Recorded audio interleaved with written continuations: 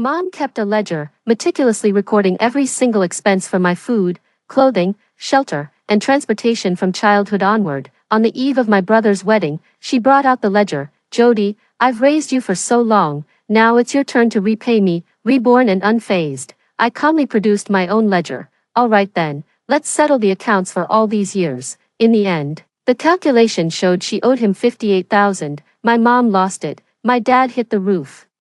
My brother is trying to kick me out of the house. Asterisk. In my past life, when my mother brought out the ledger, I knew I was in the wrong. After all these years of living off them, eating their food, drinking their drinks, using their things, it's only right that I repay my parents. Besides, my family is famously not one that favors sons over daughters. I got everything my brother did. The neighbors all said I was lucky, that my parents never neglected me after my brother was born, so I very willingly took out the 100,000 yuan I had saved from 3 years of work. But that 100,000 yuan was just the beginning. In college, my brother landed a rich, beautiful girlfriend, and his monthly allowance alone was over 5,000. My mother came to me in tears again, and I gritted my teeth and agreed to cover my younger brother's monthly living expenses. Out of my 8,000 yuan salary, 5,000 goes to my brother, 1,500 for rent,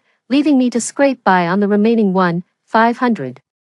When my brother graduated from university, I thought my days of hardship were finally over and I could move out of the shared apartment, but then he suddenly announced his plans to get married and demanded that our family buy him an apartment in the provincial capital. My parents scraped together every last penny of their savings, 300,000 yuan, to put down the deposit, and then insisted that I take on the monthly mortgage payment of 6,700 yuan, just as I was about to refuse.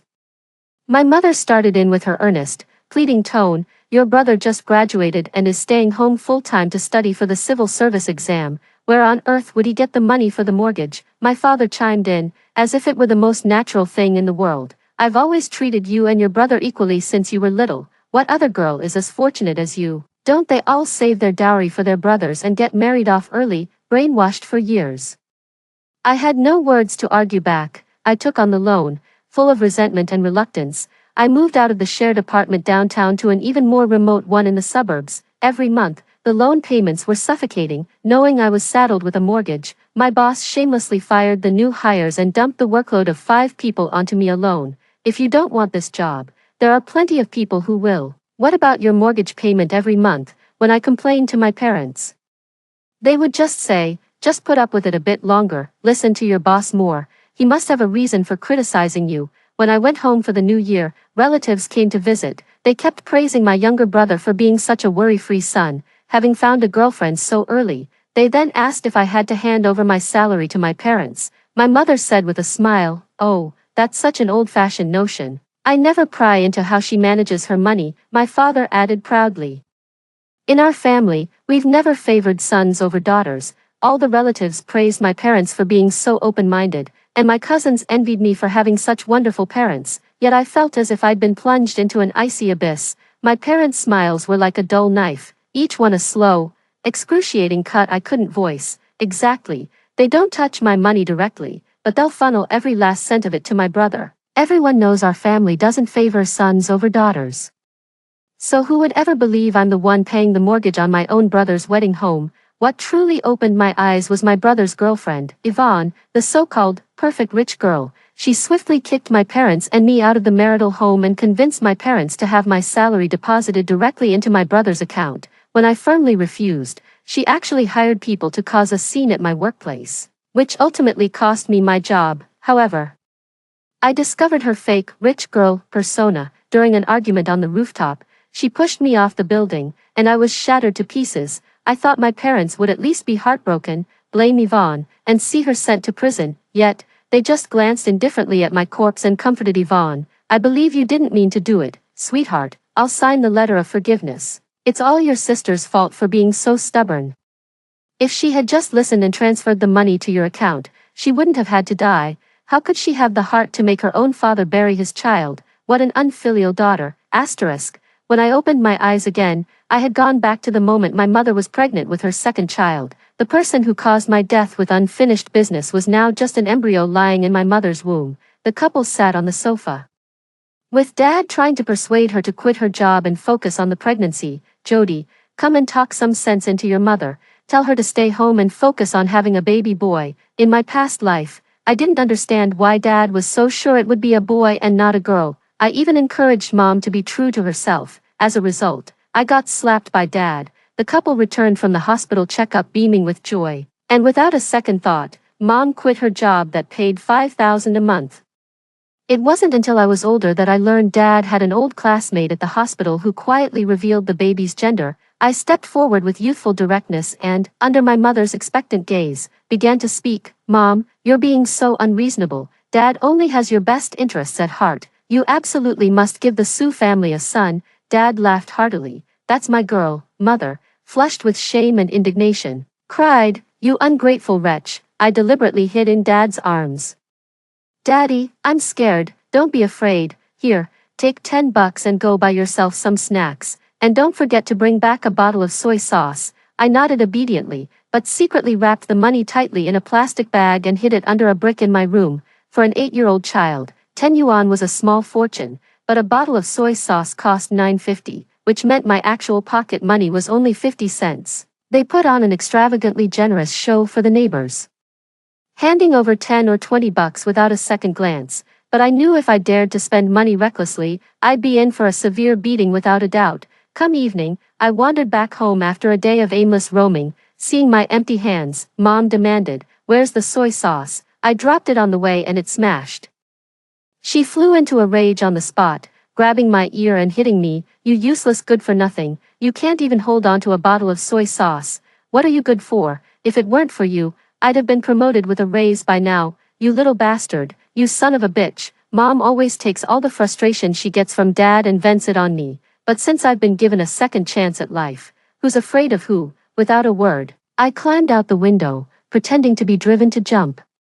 Mom, I was wrong, I won't compete with my little brother for anything ever again. Please, Mom, don't hit me, okay? The neighbor, who was still cooking, instantly caught a whiff of drama and peeked toward my house, bowl in hand. Dad, who had just gotten off work downstairs, heard the commotion, his face darkened, and he hurried home. Susan, why are you hitting the child? Mom was left speechless, remembering what her husband had told her. You mustn't mistreat your daughter, otherwise she'd end up just like that sister-in-law she's never met, make some money and then run off abroad to live the good life, leaving him and his elderly mother behind in the country to struggle in poverty, without seeing a single penny. Ever since their daughter was born, her husband has constantly stressed the importance of keeping her well supplied with little treats and favors. On the surface, it's about being fair and even-handed, so that when she grows up, she'll willingly fall in line and be obedient. She dropped the soy sauce. I continued to wail loudly, and my neighbor's kid heard it, taking a bit of schadenfreude in my misery. So Jody gets it at home just like the rest of us. Things are only going to get worse for her once her little brother arrives. Dad came over, picked me up, and comforted me, the very picture of a doting father. Don't cry, Jody. It's just spilled soy sauce. It's okay, Daddy's not mad at you. If I hadn't seen his cold-blooded and ruthless side in my past life, I would have been completely fooled by their surface-level kindness. They kept up the act for 20 years. Looking back, it's no wonder I was brainwashed in my previous life. For every household expense that had anything to do with me, Mom kept a separate ledger. While they were out, I quietly opened my mother's account book. October 9th, sunny. Jody ate 1 apple, 3 yuan, daily food costs split evenly, 10 bucks each. Washing machine wear and tear fee, $1. As a mother, I'm so good to Jody. October 10th, overcast. Jody broke the soy sauce bottle, cost $9.50. Bribed Jody with a toy, cost $30. Jody's being a handful, thinking of giving him up. October 11th, sunny. My husband has a friend at the hospital who secretly told me we're having a boy. Bought new clothes for Jody, 100. Raising a girl is so expensive. The more I read, the more my filial piety from my past life felt like a complete joke. Never mind how outrageous the everyday expenses in that ledger were, it was as if I had to scrounge up 10 bucks for every single meal I ate. Why didn't Mother ever keep a ledger for my brother? Looking back, I should have realized the truth the moment she pulled out that ledger. I went back to my room and took out my own account book. I remember my aunt, who lived abroad, used to send me $3,000 every year as Lunar New Year money.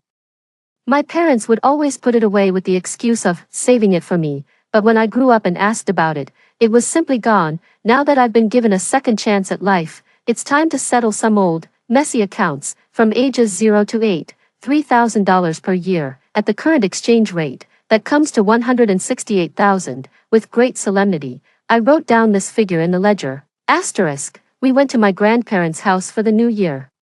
The old couple were overjoyed to see my mother's growing baby bump. Susan, take good care of yourself. You must give our Sue family a healthy, bouncing baby boy. As she spoke, Grandma handed Mom a slender red envelope. Mom was so moved her eyes grew misty. At the dinner table, Grandpa suddenly brought up the money Auntie had sent from abroad. Father said firmly, Dad, that money is being saved for Jody. How many times do we have to say it? We can't touch it. I scoffed. Saved for me, was it?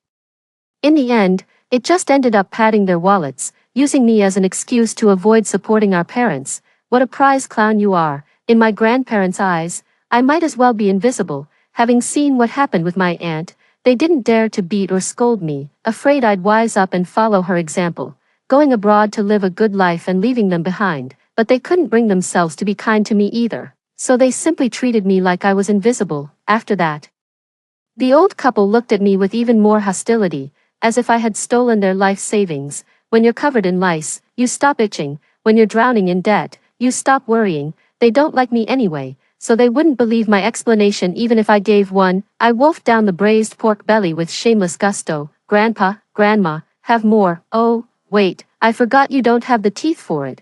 Well, don't mind if I do. With that, I scooped all the remaining braised pork from the plate into my own bowl, completely oblivious to social cues. Asterisk, the following summer, my mother gave birth to a baby brother. My father was beaming with pride in front of our relatives, declaring that the Sue family finally had an heir. But he didn't forget to put on a show. Don't worry, Jody, Mom and Dad won't neglect you because of your little brother. Whatever he has, you'll have too. Mom held my little brother, showering him with kisses as if he were a precious treasure. Jody, you must love your little brother.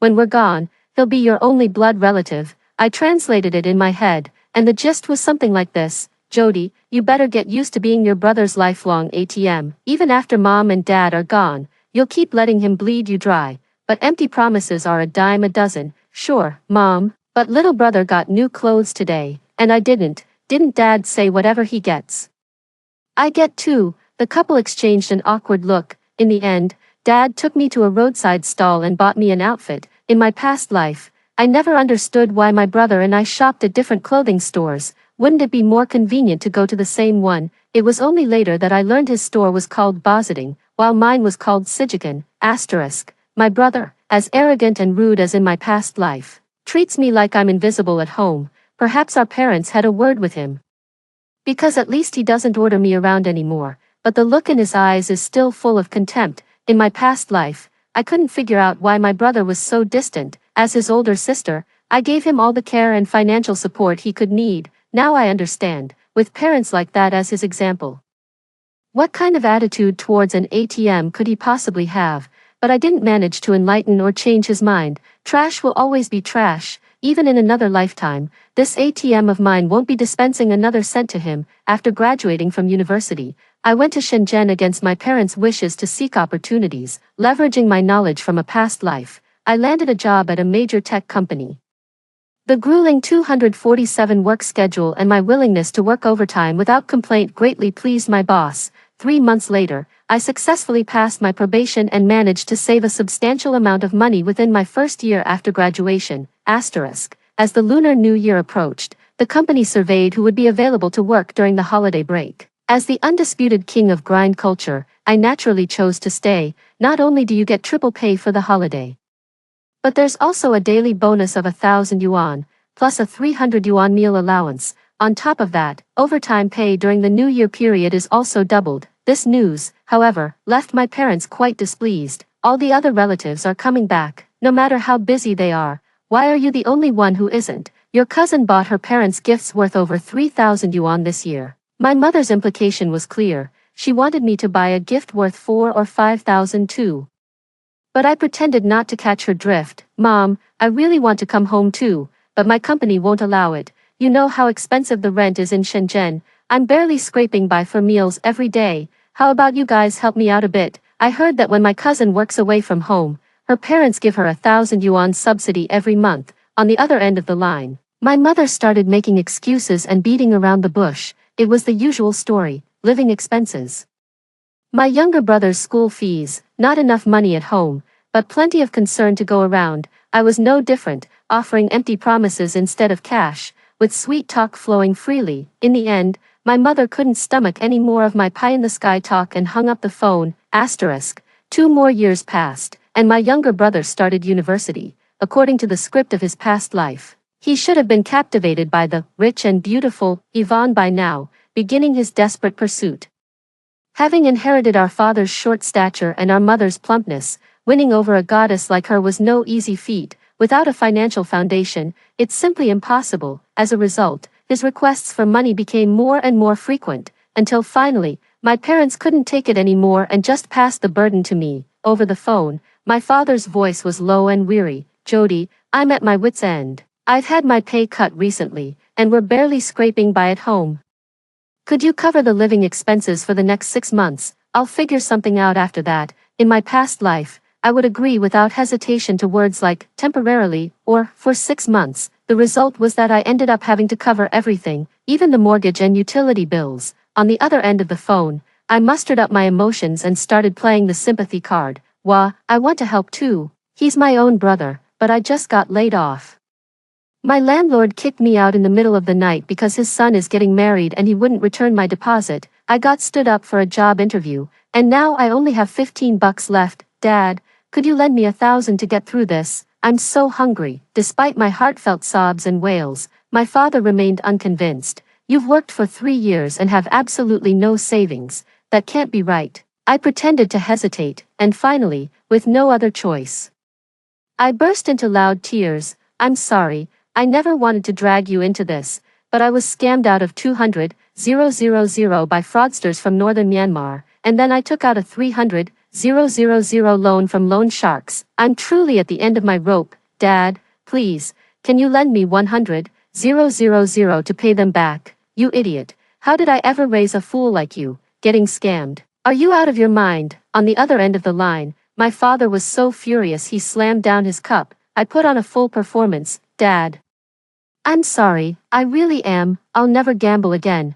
Please, just lend me 100,000. No, 50,000 will do. It was clear he didn't want to lend the money, but he was at a loss for how to respond. After all, they're progressive parents who don't favor sons over daughters. The call ended amidst my sobbing cries. The moment the call disconnected, my wailing stopped on a dime, perfectly controlled. I figured even if I got laid off for not working overtime, I could always go be an extra in Hengdian. Taking a deep breath, I suddenly felt a gaze fixed upon me. Turning around, I saw a man who had been watching for who knows how long. My apologies, please carry on. The words carried a distinct air of condescension as he spoke them. Thankfully, my nerves are made of steel. My performance fee is 10,000 a minute, sir. Alipay or WeChat. While he stood there, dumbstruck and hesitating over whether to pay, I picked up my coffee and walked straight out. Asterisk. To make it convincing, on my 3rd New Year's Eve of not wanting to go home, I called every single relative to ask for a loan.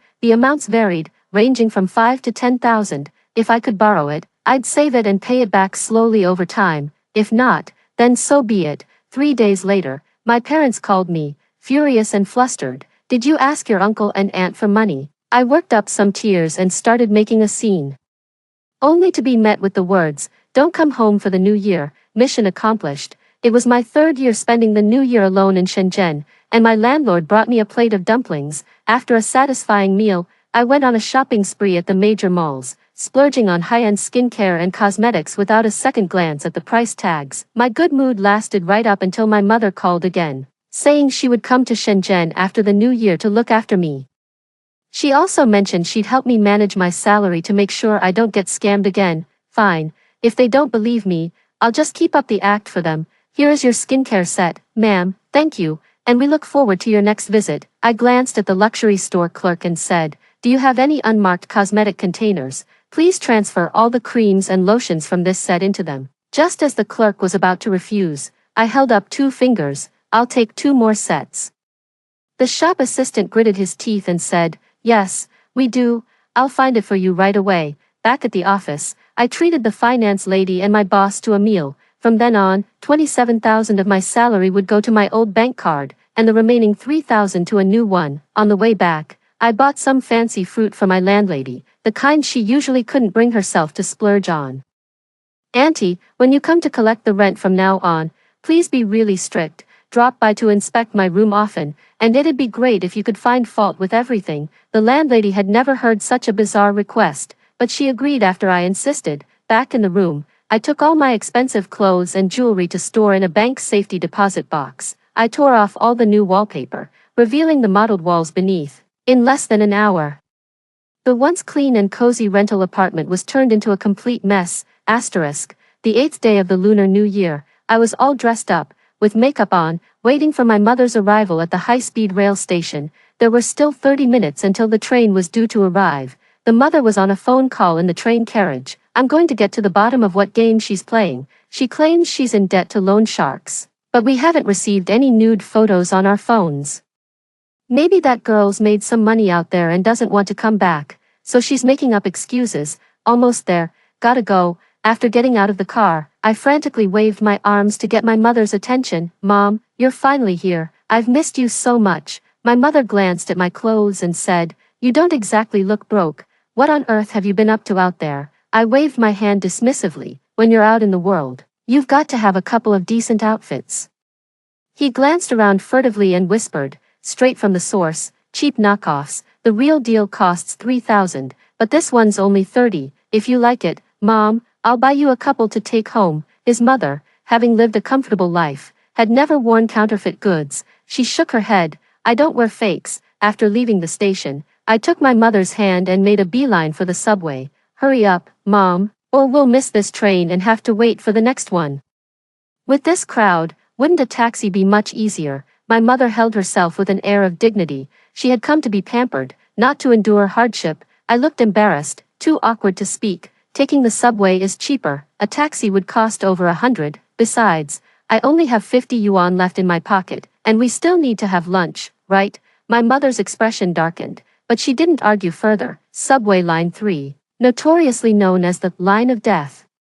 I squeezed onto the bus a few times during my internship, but I never had to do it again after the company started providing a staff shuttle service. The holiday crowds were a nightmare. To put it mildly, I grabbed my mother's hand and desperately pushed my way into the train carriage. "Ouch, who's stepping on my foot?" "Jody, stop pulling me. I can't get on." I completely ignored her plea. He kept pulling her, pushing his way further into the crowded train car. "Come on, Mom, hurry up. Every trip is this packed. You'll have to get used to it now that you're here." His mother had never endured such hardship. While her third-tier hometown wasn't bustling, it had decent public infrastructure. Back home, people would always offer her a seat on the bus. After we got off, I took my mother's hand and squeezed our way out through the suffocating wall of people. "Are you okay, Mom?" I looked at her disheveled hair and her shoes covered in footprints. Feigning concern, she sighed, holding her forehead. "This big city is no place for decent people. Where has the common courtesy of young people gone these days?" I stood right in front of that young man for so long, and he couldn't even offer me his seat. I sighed too. That's just how big cities are. We're all just wage slaves. That young guy's physical fitness probably isn't even as good as hers. As a city for the young, Shenzhen never lacks fresh blood. When we reached the rental, I eagerly invited her inside. "Mom, come on in, this is where I live. It'll feel more like home with you here." She refused to enter, looking disdainful as she covered her nose with one hand. "This tiny dump, it's smaller than our bathroom at home. How can anyone live here?" I replied, my voice tinged with hurt. "But this place is smaller than a bathroom, and the rent is 2,000 a month. In Shenzhen, rent usually starts at 3,000. I only got my place because I lucked out and found a good location for cheap. 2,000, that's practically robbery." Looking at her expression of disdain and shock, I couldn't help but think of my past life. She had never once visited my rented room, never knew how much I struggled, yet always assumed I was living the high life out there. In my past life, each place I rented was more rundown than the last, yet she turned a blind eye to it all. "Mom, keep your voice down. If the landlady hears, it won't be good. She has a terrible temper." You have to bow your head when under someone else's roof. My mother finally moved into the shabby rental apartment. That evening, I handed my pay card to my mother and told her there were only 300 yuan left on it. She gently suggested she'd like to see me off to work the next day. I agreed right away. After my shower, I deliberately took out the unregulated cosmetics and eagerly handed them to my mother. Mom, use plenty. I bought this specially. The whole set is only 79. And it even comes with a free bottle of facial cleanser. My mother had probably never seen skincare products this cheap and in such large jars before, and she instinctively refused. No, thanks, I'm worried it might irritate my skin. I took it back, a bit put out, and ended up having it all myself. Asterisk. Early the next morning, I woke my mother, who was still fast asleep. Mom, time to get up for work. She couldn't believe she had to get up at 6 for an 8 o'clock job. This early, yeah. The commute takes an hour. With things having come to this, my mother had no choice but to swallow her morning grumpiness, wash her face, and brush her teeth. I made a point of sending a message in the company group chat, saying I wouldn't be taking the company shuttle today and that the driver shouldn't wait for me. At 6:30, my mother and I left the house. After my persistent pestering, she reluctantly bought me a 5 yuan breakfast.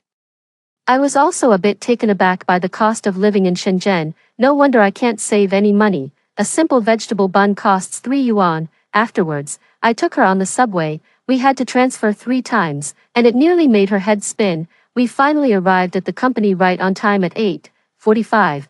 Gazing up at the skyscraper, she let out a sharp gasp. In the southern district of Shenzhen, countless companies stand tall, and the very air seems thick with the scent of money. Jody, your company is so wealthy, and you only make 3,000 a month. I nodded. That's right, for such a lavish company. There were 7 or 8 people competing with me. They all asked for 5,000, but I was the only one who asked for 3. That's how I got the job.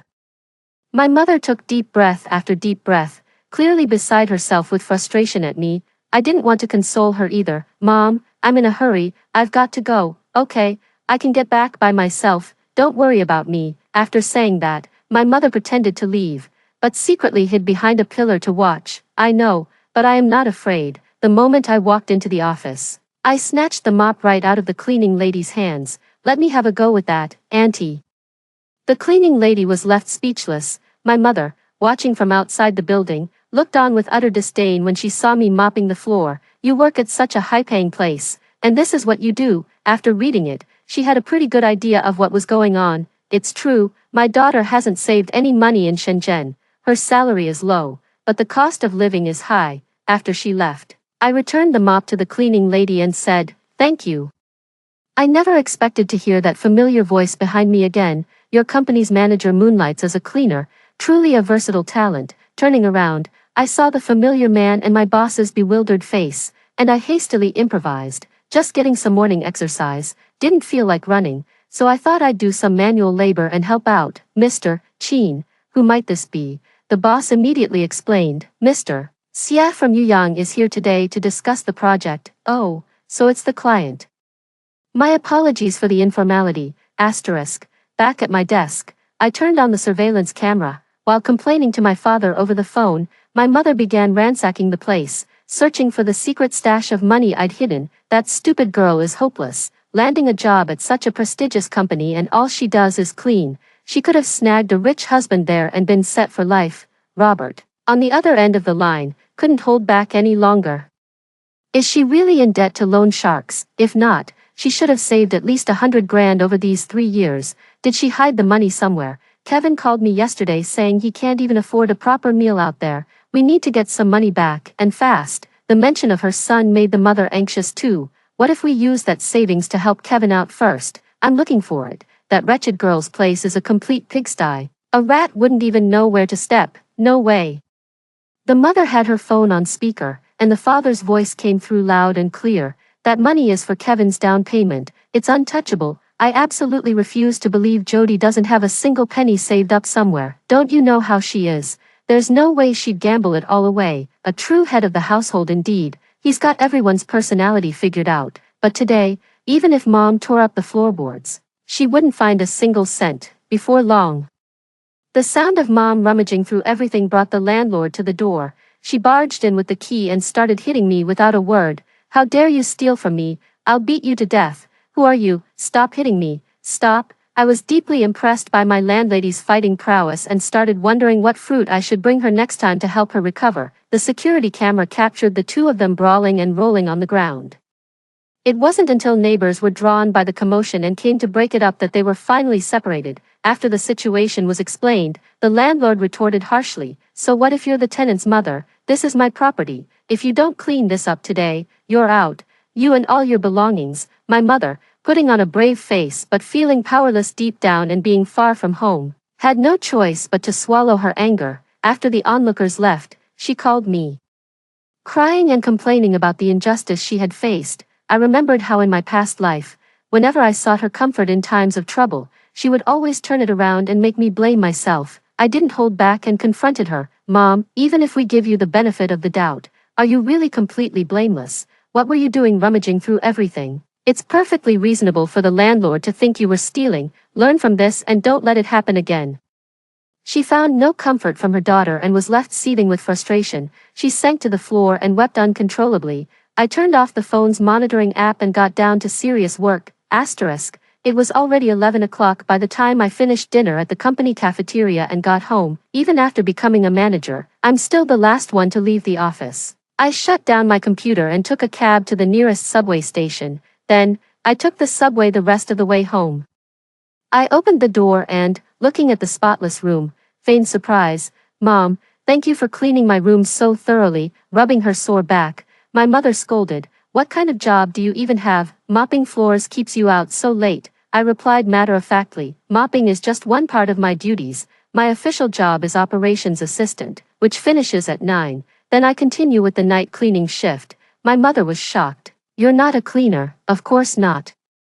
I only took on the cleaning duties to get in my boss's good graces. He said the company has saved a fortune since I started, and he even promised me a raise." My mother looked at me as if I were a fool, clearly unable to believe that in the 21st century, someone could still fall for such nonsense. "I swear, you're going to be the death of me." "Of course your boss is happy. He's paying one person a single salary to do the work of two. Did he ever say when you'd get a raise?" I thought for 10 seconds before answering hesitantly, "I don't know. He just said, next time for sure." A minute later, she clutched her chest, slumped to the floor, and burst into tears. How on earth did I raise such an idiot? The days slipped by in a haze of mutual suspicion and wariness, until payday finally arrived. 3,000 yuan landed in mother's account, and she transferred the money to father without a second thought. Father transferred the money to his younger son again. "Son, take this for now. I'll send you more as soon as I get my paycheck. That's it. Do you have any idea my roommates get 10,000 a month for living expenses? I get the least. Living with them is making me depressed." Filled with remorse, the father said, "It's all my fault. I haven't been able to give you a good life. Just hang on a little longer. Let me ask your sister if she has any money to spare." After hanging up on his son, he immediately called his mother without a moment's pause. My mother always puts her phone on speaker. I put on my headphones and could hear everything clearly through the surveillance feed. "I'm telling you, there's no money. I've practically torn up the floorboards and haven't found a single cent. Everything she eats and uses is cheap. And her job is a complete mess." My father on the other end of the line was impatient. "If she's broke, let her go borrow money. She got scammed gambling anyway. What's the harm in getting a nude loan for some quick cash?" Hearing my father's cold, vicious words turned my stomach. To think a man lower than dirt like that is my biological father. After closing the video, I sent a message to my landlord. Then, through a friend who's a D-list celebrity, I managed to round up a dozen or so extras. At noon, the landlord knocked on the door as agreed. My mother was sitting inside, chatting with friends and relatives, trying to find a good family to marry me off to, but my friends and relatives weren't fools. They all knew I was in debt to loan sharks, so not a single one dared to act as a matchmaker. Knock, knock, knock. Mother got up to answer the door. "What is it?" The landlord's cold, indifferent face appeared on the monitor. "The rent is 3 months overdue." "How much longer are you going to drag this out?" 3 months behind. "It's not my debt, so why are you coming after me?" My mother's face fell, clearly not having realized how dire my life working away from home had been. "I don't care, you're living here now, so whether you pay or she pays, it's all the same. First and last month's rent, plus the next 3 months, that's 12,000, altogether." Hearing that amount, my mother was left breathless. She had hoped to move to the big city and live a comfortable life off her daughter's success, but instead, all she got were debt collectors hounding her. "I don't have the money, please, just give me a few days until my daughter gets back. I'm begging you for a little leniency." My mother absolutely refused to pay, but the landlord, having received my message, was equally adamant about not making any exceptions. "No money? Then what are you doing renting a place? Get out. Get out of my house right now. If you don't leave, I'm calling the police."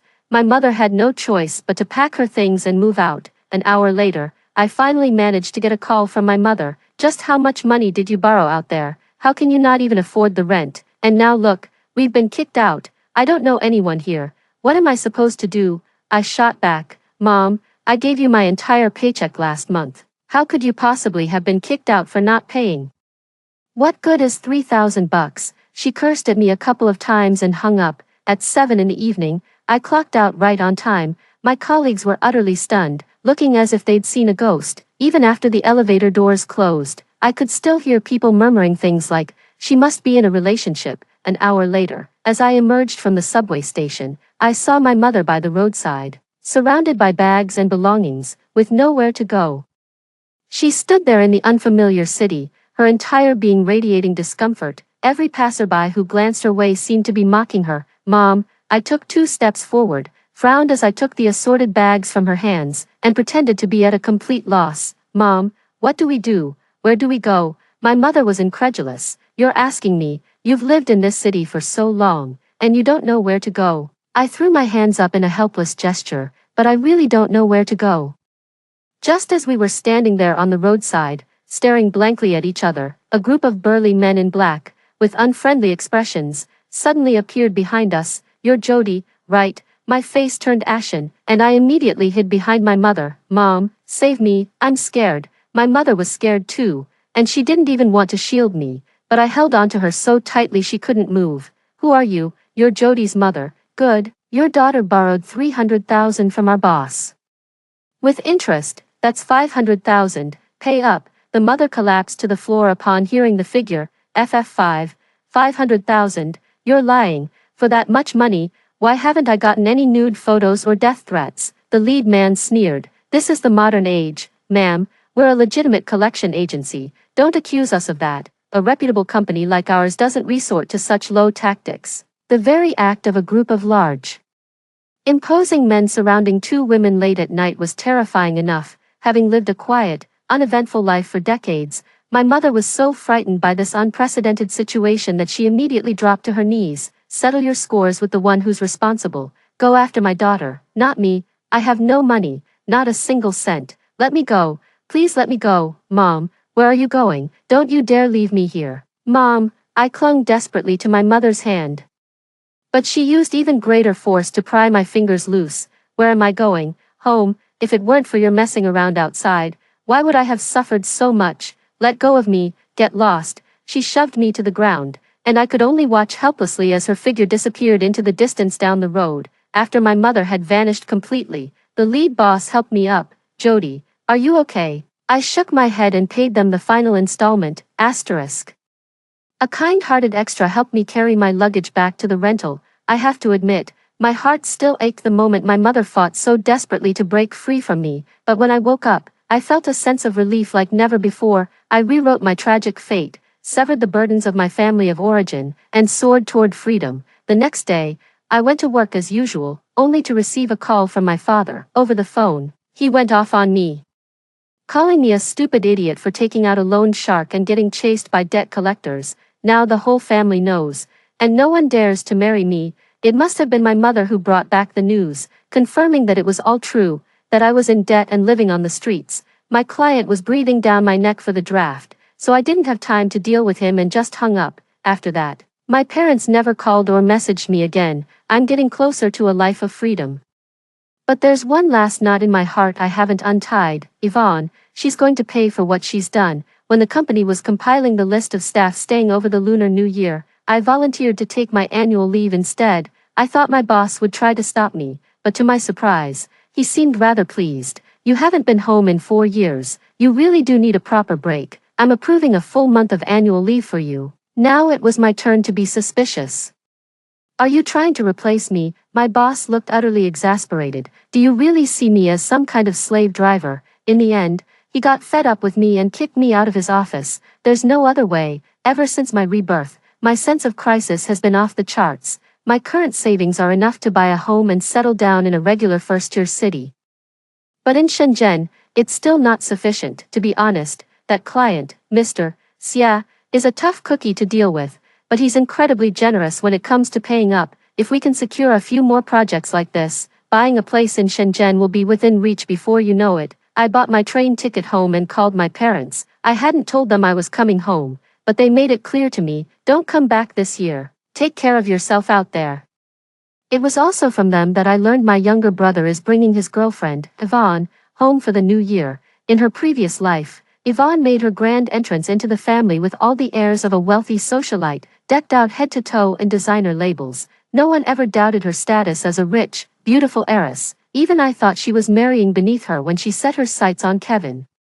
That was until I stumbled upon a tabloid story about an AV actress who wrecked a wealthy fan's home, leaving the family in ruins. The alluring live streamer inside was none other than Yvonne. No wonder she was so wealthy yet had her eye on Kevin, who weighed over 200 pounds. Turns out she was no rich, beautiful socialite at all. I immediately booked a hotel and, luggage in hand, returned to my hometown after a long absence. On New Year's Day, I knocked on the door of memory. When father saw me, his jaw dropped in astonishment. Seizing the moment of his stunned confusion, I stepped forward and hugged him tightly. Dad, I've missed you so much. With that, I rushed into the house, ignoring his darkening expression, and gave my mother and brother a hug each. Everyone present was caught completely off guard by my actions. Before my mother could even open her mouth to throw me out, Yvonne emerged from my room. Uncle, Auntie, this is... I stepped forward warmly for an embrace.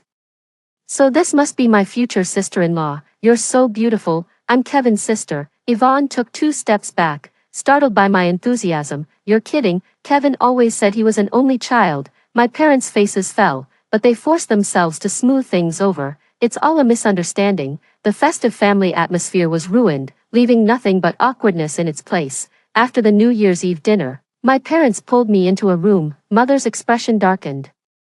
Yvonne will be staying in your room. She's spending the new year with us alone, and we must be proper hosts. Sure, perfect.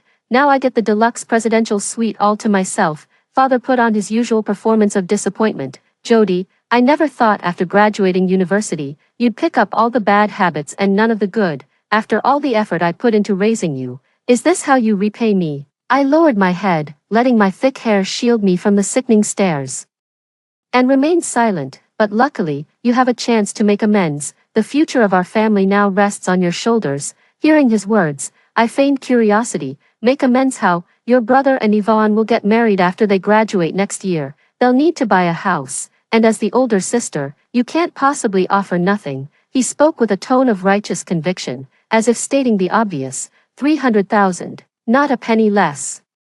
Auntie Lou's daughter next door bought her brother an apartment outright after she got married. I'm not an unfair father, so just do the decent thing and come up with 300,000.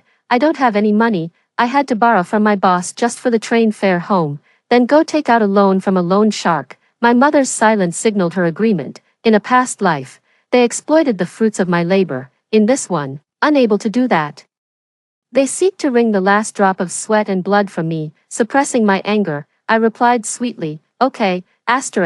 New Year's Day, my parents and younger brother went out to visit relatives, leaving just Yvonne and me at home. Before they left, my mother reminded me, remember to make lunch for Yvonne, and tidy up her room while you're at it. I nodded in agreement. Yvonne didn't get up until noon. To welcome her, I had ordered takeout in advance and set out a whole table of dishes.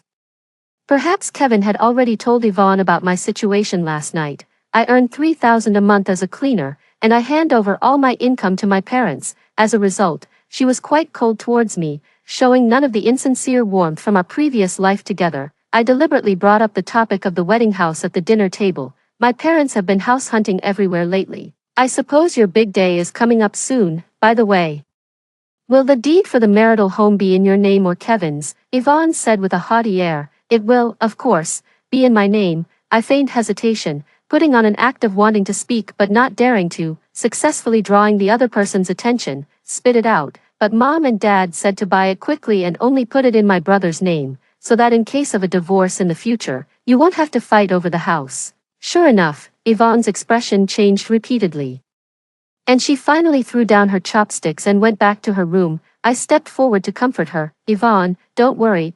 I know my brother would be happy to put your name on it, but parents always overthink things. We're both women, and I don't want you to feel unwelcome in our family. Yvonne held her phone, never making the call. If he hadn't been pretending to be some rich, handsome Prince Charming, I never would have been fooled into coming here, and now, before we're even married. He's already trying to guard against me. That's just too much. One's pretending to be a rich, beautiful socialite, the other's pretending to be a wealthy, handsome heir. They're a perfect match. I chimed in with an idea. Actually, it's simple. I know mom and dad haven't bought it yet. Why don't you two just go get your marriage license right away? That way, no matter whose name is on it, it'll be considered marital property. The next day, Yvonne indeed pulled her brother into a room. And who knows what she said to him. On the first workday after the new year, the two of them went straight to the Civil Affairs Bureau to get their marriage license, keeping it from their parents. With the marriage certificate in hand, Yvonne's attitude towards her parents became even worse. When it came to the marital home, she flat out demanded a place of at least 100 square meters within the city's second ring road, complete with a designated school district. My parents were so anxious they were getting cold sores, but still couldn't scrape together the down payment. My brother was frantic too. After all, he'd been simping after this girlfriend for 4 years, and he knew Yvonne had always kept her options open with other guys on her phone. As the caring older sister, I naturally had to help him come up with a plan. Little brother, for your wedding, I'll do everything in my power, I promised mom and dad. Even if I have to take out a loan, I'll get your down payment together. Kevin still looked at her with disdain. If you hadn't been so gullible and gotten scammed, the money you saved would have been more than enough for my down payment. Truly the golden child. The whole family leeches off her without a shred of gratitude. I wasn't angry, just continued to muse. Even if I took out a nude loan, I'd only get 100,000 at most. But if I used the property deed as collateral, it'd be at least $1 million. Too bad my parents would never agree. With that, I let out a deliberate sigh and left. The next day, just as I expected, Kevin is going to the loan company with me. Nowadays, loan companies are all decked out in gold and jade. When I brought up the idea of a naked loan, the staff politely explained they were a legitimate company and didn't engage in illegal lending. Instead, they kept pushing my younger brother to use his property deed as collateral, offering him a credit line of $2 million. I secretly passed this information on to Yvonne. The other party immediately called my brother. I sat in my chair, listening to words like too expensive, villa, and can't afford it, drifting in from the hallway. When the call ended, my brother returned to his chair, looking utterly exhausted. Mortgaging the house isn't the real issue, after all. Mom and dad's assets will be mine anyway. It's just that the monthly mortgage payments are too much of a burden. Hearing him say that, I, as his older sister, immediately declared I would give him my entire monthly salary of 3,000 yuan, only to be met with the retort that pittance wouldn't even cover my lunch. In the end, Kevin went ahead and mortgaged the house, securing a loan of 3 million. This set off a firestorm at home. His father nearly had a heart attack. You did what?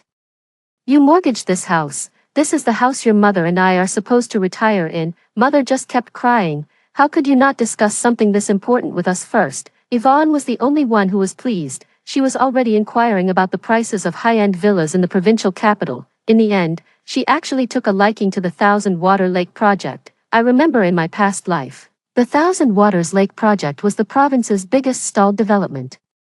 Over 100 villas were left unfinished, and in the end, they were so overgrown with weeds that they were never delivered to buyers. Honey, look at the Thousand Waters Lake villas. Beautiful environment, riverfront with sea views. They say it's the largest villa complex in the whole province, and since it's a villa project, with wealthy buyers, it definitely won't end up abandoned. If Yvonne likes it, we'll buy here. Of course I wasn't going to stop them from buying into a doomed project. Well, it's not me who'll end up without a house and still be stuck with a massive loan. A few days later, my parents were on my case again, pushing me to hurry up and take out a loan to buy their son a house. Look at you, after the new year, everyone else has gone out to work, but you're still lazing around at home. If you have any conscience at all, you'll hurry up and get a loan to pay your brother's mortgage. My father couldn't even be bothered to pretend anymore. My brother put down a $3 million down payment yesterday, which completely wiped out the old folks' savings, yet, the monthly mortgage still has to be covered by their pensions, but frankly, I'm done pretending. If you want a loan, get it yourself. With your shamelessness, you wouldn't even bother paying back a nude loan. Is that any way to talk to your father? Before my father could even speak, my mother jumped in to defend him. I sneered directly. Well, Mom, if you want to go get a nude loan, be my guest, all for your precious son, right? Watch your mouth, Jody. If it weren't for Mom and Dad raising you, you'd have died out on the streets long ago. Hearing the commotion from inside, Kevin and Yvonne came and sat hand in hand on the sofa. Seeing this, Mother finally took out her long dusty ledger. Since you hate this family so much, let's just cut ties for good. God only knows what a disgrace you've been. And how the relatives have been gossiping about your father and me. You've completely shamed us. But before that, you will pay back every single penny you owe us. With that, she produced 3 ledgers. It records every single expense I've had in this house. Food, clothing, shelter, everything. She put on her glasses, her expression cold and detached. I've done the math. It comes to $266,000. You have to pay this money. I turned and fetched a ledger from my room as well. Fine, if that's how it is, let's settle the score for all these years. My accounting is very straightforward. My aunt, who lives abroad, sent me a New Year's gift of $3,000 every year for 18 years. That's a total of $324,000. You must pay me that money. If you refuse to acknowledge it, I have my aunt's handwritten letters and even a recording right here. Mother's face fell. And father was utterly panic-stricken. How did you know? My younger brother flew into a rage. Mom, Dad, how could you keep something this important from me? What about me, and the money Auntie sent for me? Mother was frightened by his furious outburst. No, she only sends New Year's money to Jody. We wrote to her after you were born too, but she never acknowledged it. Ungrateful bastard. Hearing the money wasn't for him, Kevin turned and cursed at me. After all these years our parents spent raising you, you still have the nerve to ask them for money. Have you no shame? Without a word, I kicked him to the ground. It settled a grudge I'd held for years. Go ahead, use that filthy mouth of yours to curse at me again. I dare you. Kevin, Jody, are you insane? How dare you hit your brother? His mother's heart ached as she helped her son up. My reckless ferocity shocked the whole family. Kevin, in particular, clutched his stomach and hid behind his father. Get out of my house. You have no place here. As if I care. I picked up my bag and walked straight out. That same night, I bought a ticket back to Shenzhen. Sitting on the train, watching the countless receding lights of the city, I knew I would never return. My household registration had already been transferred to the university years ago. I even changed the name on my ID card to Eagle, a female eagle, soaring steadily, asterisk. When I arrived in Shenzhen, I didn't block my parents' contact information. After all, there was still one final step to take. Kevin and my father blocked me. My mother didn't block me, but she'd often send these long, ranting voice messages out of the blue, and they always circled back to asking me for money. I turned around and gave her number to a debt collection agency. After a few calls from them, she never dared to contact me again. Life just drifted on at its own pace. In May, the Thousand Lakes project imploded, the real estate tycoon was arrested, and the villa development was put on hold. The neighbor's younger sister told me there's been constant arguing at my house lately. I gave a cold laugh and, to add fuel to the fire, sent an uncensored video directly to the family group chat. I'm sure my younger brother will be thrilled when he sees it. A week later, my cousin, who I hadn't heard from in ages, suddenly sent me a video. In the video, Kevin and Yvonne were brawling on the floor. Their parents were also there, disheveled and weeping, lamenting the family's disgrace. You filthy whore, acting all high and mighty, you're nothing but a cheap slut flaunting yourself. Tell me, whose baby is that in your belly? Kevin tore Yvonne's clothes off in public, completely disregarding her dignity. He only stopped when relatives stepped in to intervene. Aren't you just a fake rich kid too? Buying a house would bankrupt you. I must have been blind to ever be with you. Hiding behind the crowd, Yvonne had lost all her usual haughtiness, but her fighting spirit was undiminished. With faces twisted in rage, the parents rushed forward and slapped Yvonne. It's all your fault, you jinx. Why did you have to buy that villa? Now look, all the money is gone. Give me back my money, my life savings. The video concluded with the police arriving on the scene. Cousin, "Are you really not coming back to help our cousin? I happened to be having coffee by the roadside, so I just took a picture of a trash can and sent it over." Still picking through trash, trying to scrape together the travel money. They didn't ask anything else. After that, I kept getting messages from my mother checking in. It was always the same old questions. "How's the weather? Have you eaten? Did you get paid?" I blocked and deleted her in one fell swoop. Then I applied for a long-term overseas assignment with my company. I have a feeling that, once they're backed into a corner, they'll still come looking for me in Shenzhen. The overseas branch is in its early stages and really needs leadership talent to come on board. My boss was very generous, giving me a raise and covering my flight and housing costs. I flew out immediately to help build up the overseas branch. 2 months later, my boss called me. "Your parents actually tracked me down. They said they've arranged a matchmaking meeting, accepted 100,000 yuan bride price, and are demanding you come home immediately to get married. It's absurd. The annual bonus the company pays you alone is more than that." I could read between the lines of what my boss was saying and reassured him, "Don't worry, I still want to focus on my career for a few more years. Marriage isn't on my mind at all." After hanging up the phone, the man beside me handed me a glass of red wine. "Ms. Jody's professional drive is truly admirable." I took the glass of red wine and downed it in one go. "Fancy running into that client, Mr. Xia, all the way out here abroad. He really must have too much time on his hands." I was wondering if I might have the pleasure of Ms. Jody's company at the ball this evening. The man sat across from me with a casual ease, exuding a confidence that felt entirely out of my league. The meaning was crystal clear.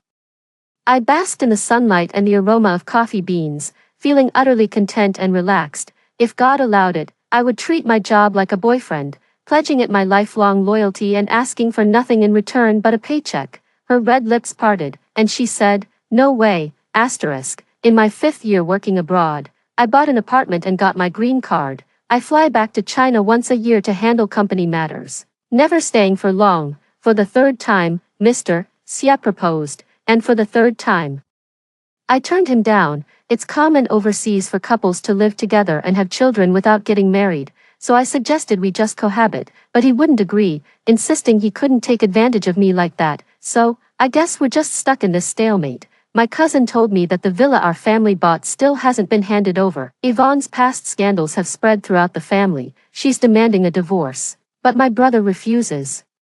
My parents' hair has turned gray from the stress.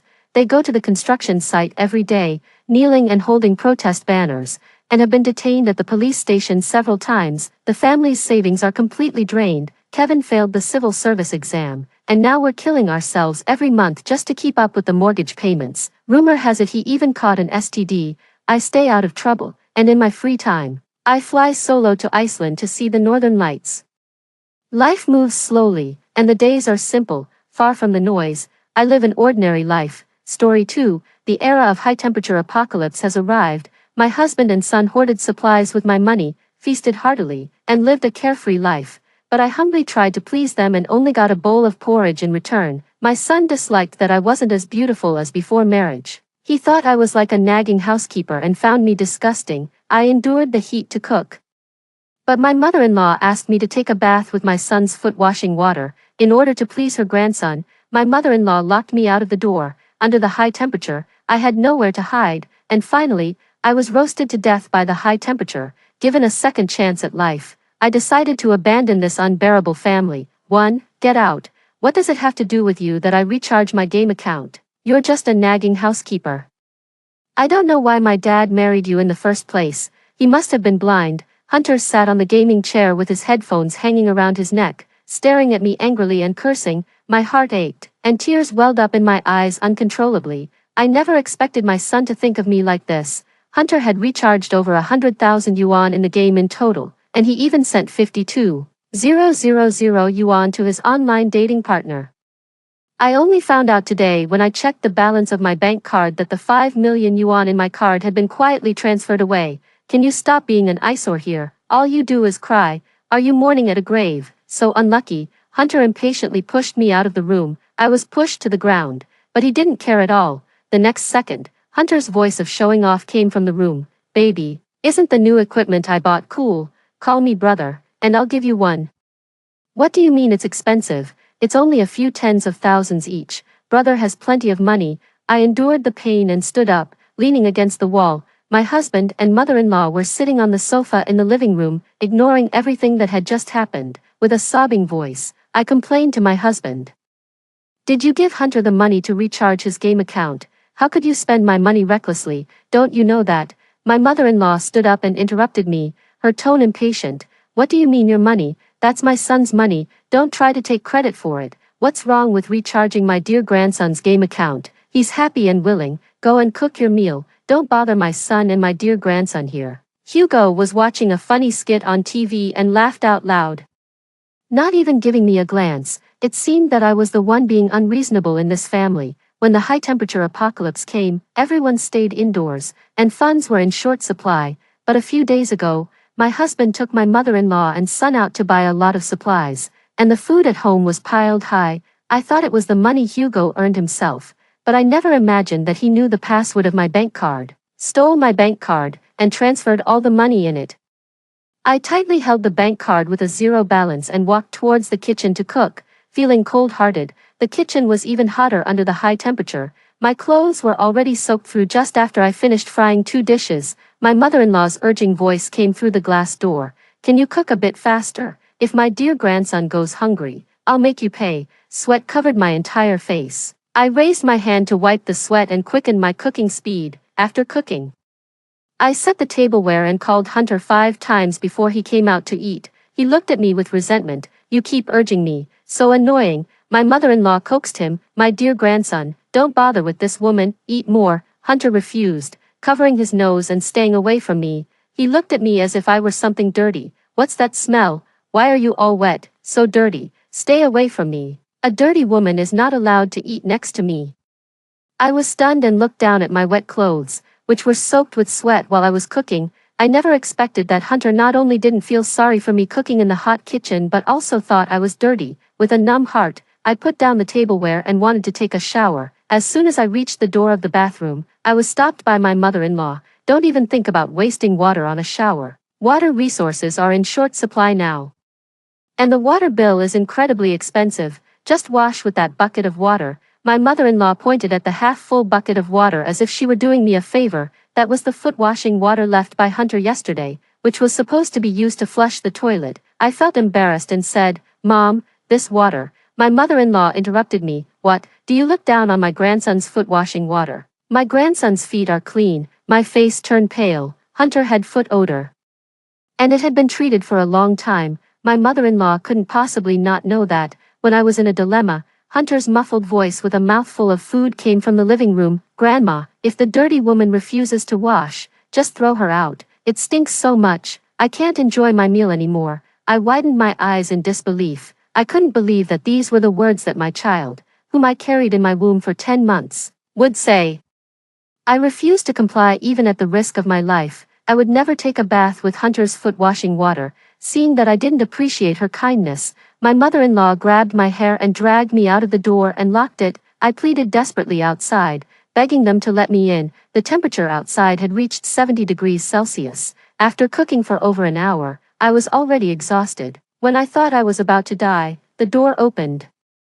My mother-in-law brought a bowl of porridge and put it in front of me. Eat it. My dear grandson won't let you in. Just stay outside. You can come in when he calms down. My mother-in-law quickly closed the door, afraid that I would barge in. She didn't know that I had no strength left. After being exposed to the sun for an hour, I was already dehydrated. The porridge was right in front of me, but I no longer had the strength to get up, too, when I opened my eyes again.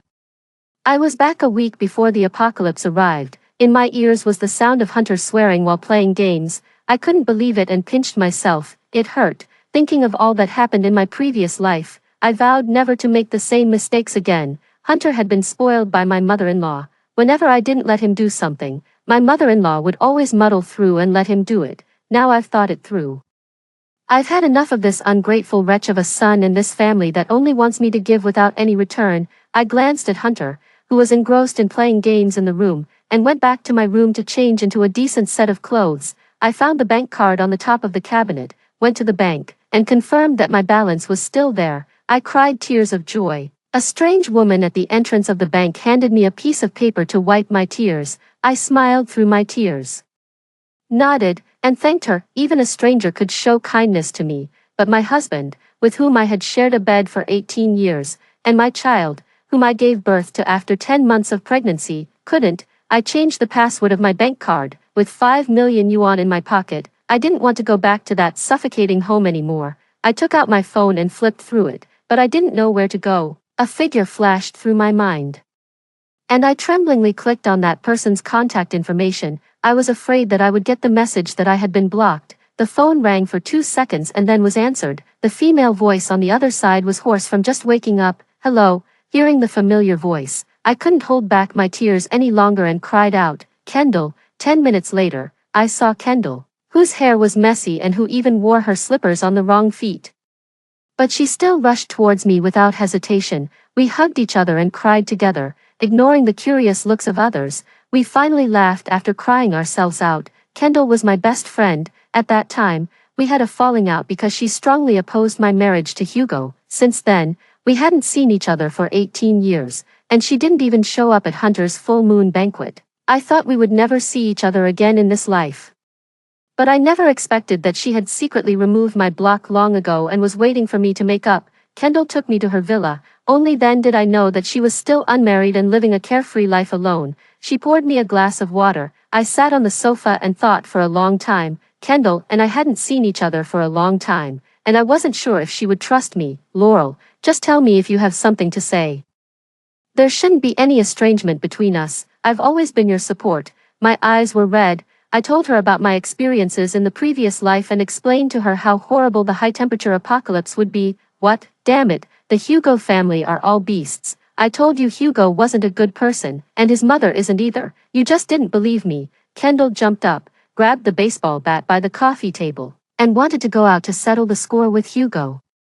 I quickly held her back. Kendall, this isn't the time to think about them. The most urgent thing is to prepare for the high-temperature apocalypse. 3. Kendall still wasn't satisfied and cursed. That damned Hugo family. They deserve to die 10,000 times over. I just nodded obediently. The Hugo family would die. I was sure of it. Kendall liked reading novels and had read a lot of zombie apocalypse novels. After the initial surprise, she quickly accepted the fact that the upcoming high-temperature apocalypse would happen. Laurel, I trust you. I have quite a lot of savings. As long as you ask, I can take it out. Thinking of Hugo's act of transferring my property in the previous life and looking at Kendall in front of me, who was eager to give me her money, tears welled up in my eyes again. There was no time for sentimentality. Kendall and I tidied up and immediately set off for the largest supermarket in the area. Kendall and I took a round around the supermarket, each pushing 2 shopping carts. In the end, we filled 3 cargo vans with various supplies. We even thought of buying medicines, because we bought so much. It alerted the supermarket manager. Kendall and I looked at each other and agreed on our story, saying that we were from a family-owned company and were going to hold an event recently. Fortunately, the manager didn't ask any more questions. After buying and paying for everything, I was already exhausted and just wanted to take Kendall home. Kendall stopped me and took me to the clothing city on the 2nd floor. I thought she was going to buy clothes, but unexpectedly, she took several sets of clothes and stuffed them into my arms, asking me to go and change. You can never go back to Hugo's home. Look at how they've tortured you. After changing my clothes, I stood in front of the full-length mirror. I didn't react at first. I couldn't believe I could look so good. There were tears in Kendall's eyes as she praised me. This is the you I know, the shining Laurel. I forgot how many years it had been since I last wore new clothes. I had been thrifty and economized just for that family, but in the end, I found out that I was a joke. I also forgot that before marriage, I was a confident, fashionable, and beauty-loving person. I excitedly hugged Kendall and shed my 3rd tears since being reborn. I vowed that this would be my last time. As for that home filled with unbearable memories, I would never set foot in it again in my life.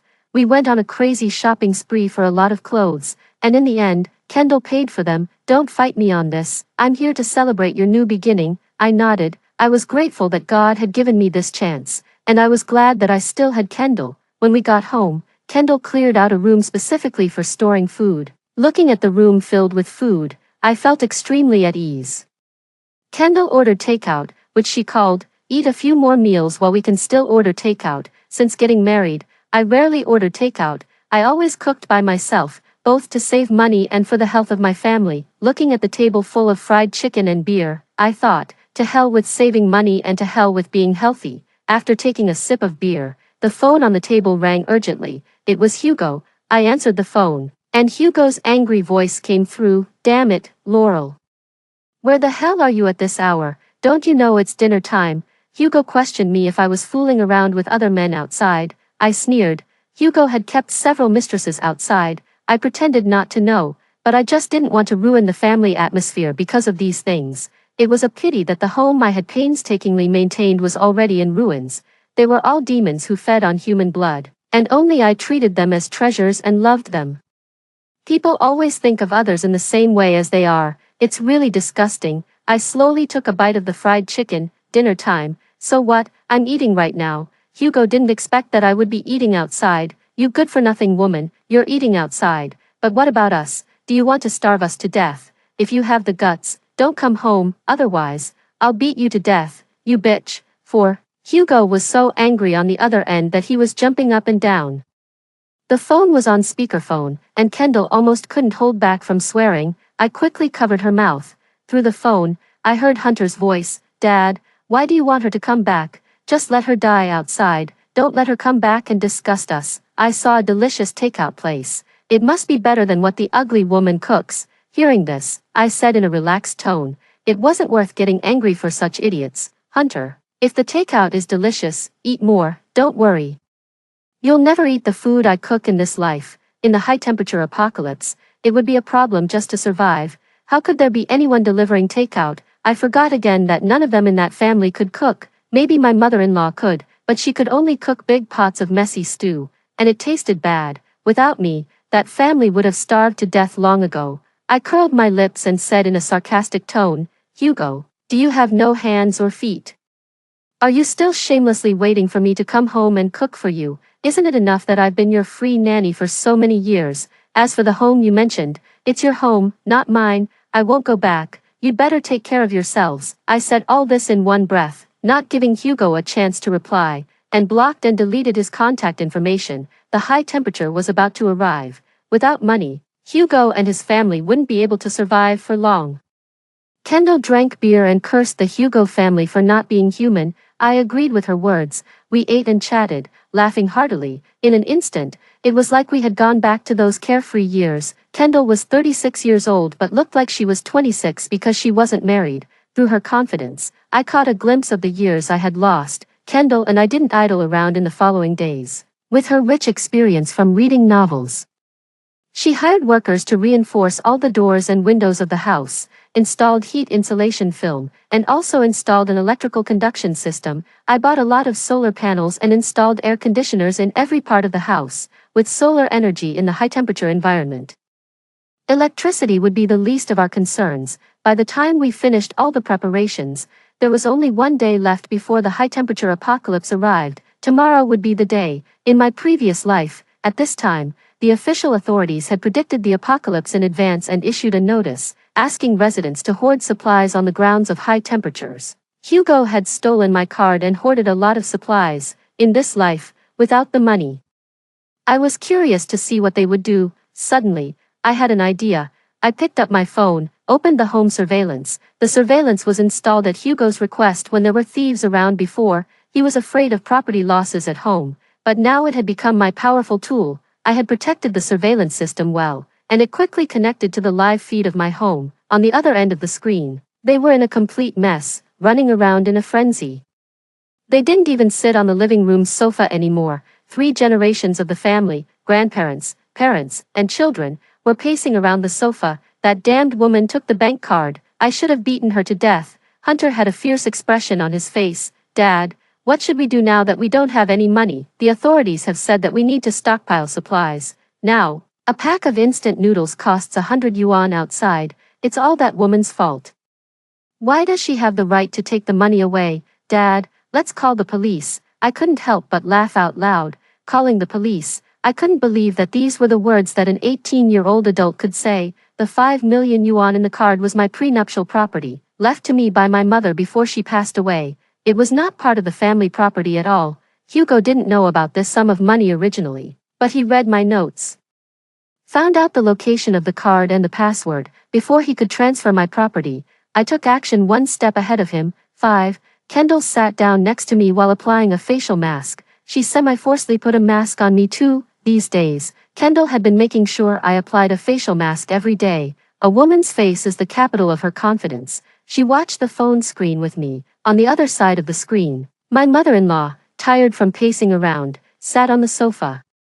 While Hugo was making a call to a loan shark because no one would lend money through regular loans now, Hugo's tone was irritable. It seemed he hadn't managed to borrow any money. Damn it, they used to hound me to take out loans on a daily basis, but now they're avoiding me like the plague. Hunter wasn't any better. He ran his fingers through his hair, on the verge of losing his temper. Where the hell is that bitch hiding? It's all her fault that our family is in this mess now. My mother-in-law chimed in and cursed along. That slut, she ran away with the money. How could there be such a bitch in our family? Oh, it's making my chest hurt with anger. Hunter immediately put on an innocent look and leaned close to his grandmother. Grandma, don't you have a gold bracelet? I heard it's quite valuable. There was nothing but greed in his eyes. My mother-in-law quickly covered her wrist. She had always been greedy for money. No, my dear grandson. Grandma's bracelet isn't worth much. Hunter glanced at Hugo, and the two of them exchanged a look. Ignoring the old woman's cries, they forcefully took the gold bracelet off her wrist. Dear grandson, this is the only gold bracelet Grandma has. Grandma will leave it to you in the future. Please give it back to Grandma now. Hunter waved the gold bracelet in his hand, looking very proud. Grandma, it will be mine in the future. Consider it as an early gift to me. I'll buy you 500 caddies of gold in the future. My mother-in-law stopped crying and scolding immediately and smiled while praising Hunter. I knew my dear grandson would achieve great things in the future. Kendall and I exchanged a look, and we laughed out loud while wearing our facial masks. Hunter's PUA skills were so low that only the old woman would believe them. Kendall took off her facial mask and laughed so hard that she couldn't stop. 500 caddies of gold, my God.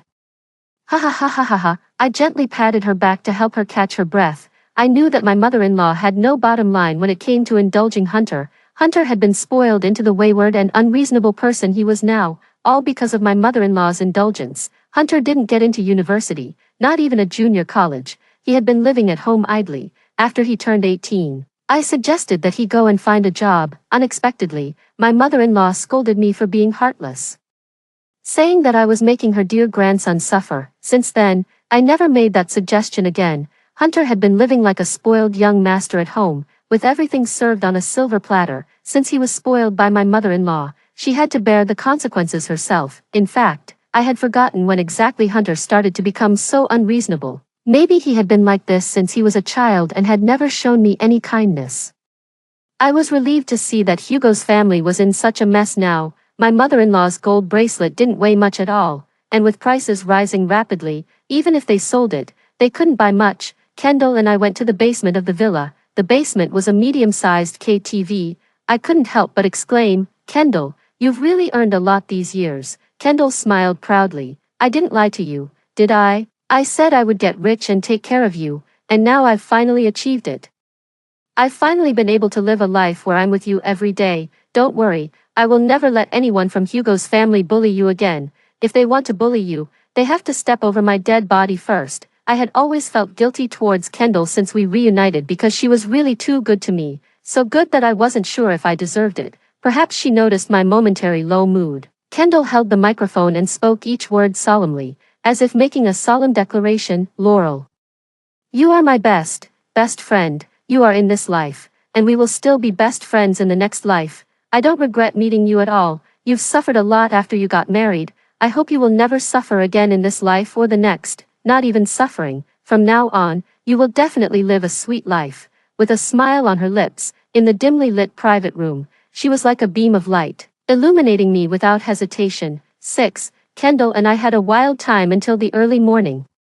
We counted down to the arrival of the apocalypse. Before going to bed, I turned on the surveillance. The lights were still on in the early morning. As expected, Hugo's family didn't disappoint me. My mother-in-law's 10-gram gold bracelet couldn't sell for much money at all. Hugo went out happily but came back dejected. The prices outside had risen to an immeasurable level, and no one wanted to buy his gold. Since he didn't get any money from selling it, he threw the gold bracelet back to my mother-in-law. Gold is useless now, Mom. Why didn't you sell it earlier and stockpile some food? What's the point of buying gold? Those people are all so practical. They only want food and don't care about money. Now that we can't sell it, we're just waiting to starve to death. My mother-in-law knew she was in the wrong. She never expected that the gold bracelet she was so proud of had now become worthless trash. As soon as Hunter heard that they might starve to death, he panicked. I don't want to starve to death. Grandma, save me. My mother-in-law wiped his tears lovingly. Okay, Grandma won't let my dear baby starve to death. Don't worry. Just as I was wondering what else my mother-in-law could do, her voice came through the surveillance, sinister and cunning.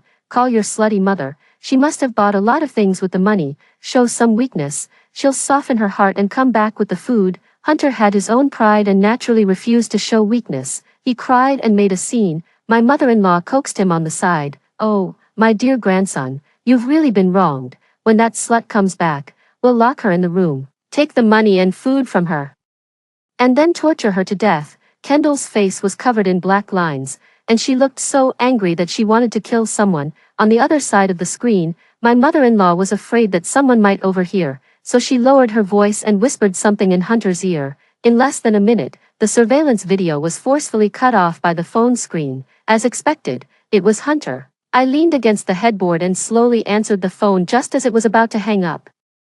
As soon as I answered, Hunter's sweet voice came through. Mom, when are you coming home? I miss you. I was so disgusted that I got goosebumps all over. I immediately realized that this must be the so-called showing weakness that my mother-in-law had mentioned. I glanced at Kendall and said in a cold tone, "What do you want?" Hunter had never been treated so coldly before. He almost blurted out a curse word, but my mother-in-law covered his mouth just as the sound leaked out. My mother-in-law's voice came through faintly. "Bear with it, dear grandson, we'll make her pay later." I raised my eyebrows. I knew that their family couldn't come up with anything good. I interrupted Hunter before he could say something to disgust me. "Hunter, don't you think that being humble will make me come home? Save it, don't try to disgust me. And Grandma, please keep your plotting a little quieter next time. I'm not deaf." And Hugo, who's been silent over there, "You not only lack the responsibility of a man, but you don't even deserve to be called a man." I kept talking and scolded each of them one by one. They didn't expect me to be so assertive because I had always played the role of a good mother, a good wife, and a good daughter-in-law. Hunter was the first to react. He cursed. I didn't want to listen, so I hung up the phone, blocked and deleted his contact information, and pulled out the phone card and threw it away. Even if they wanted to find me, it would be impossible for them to do so. 7. On the third day after the apocalypse arrived, the whole city was shrouded in heat. The temperature outside had risen from the usual 30 degrees Celsius to 70 degrees Celsius. No one went out anymore. They were just barely surviving on the supplies they had stockpiled. The internet was still working. Weibo was filled with the complaints of netizens. The temperature rises by 40 degrees a day. My God, I'm almost dying of heat.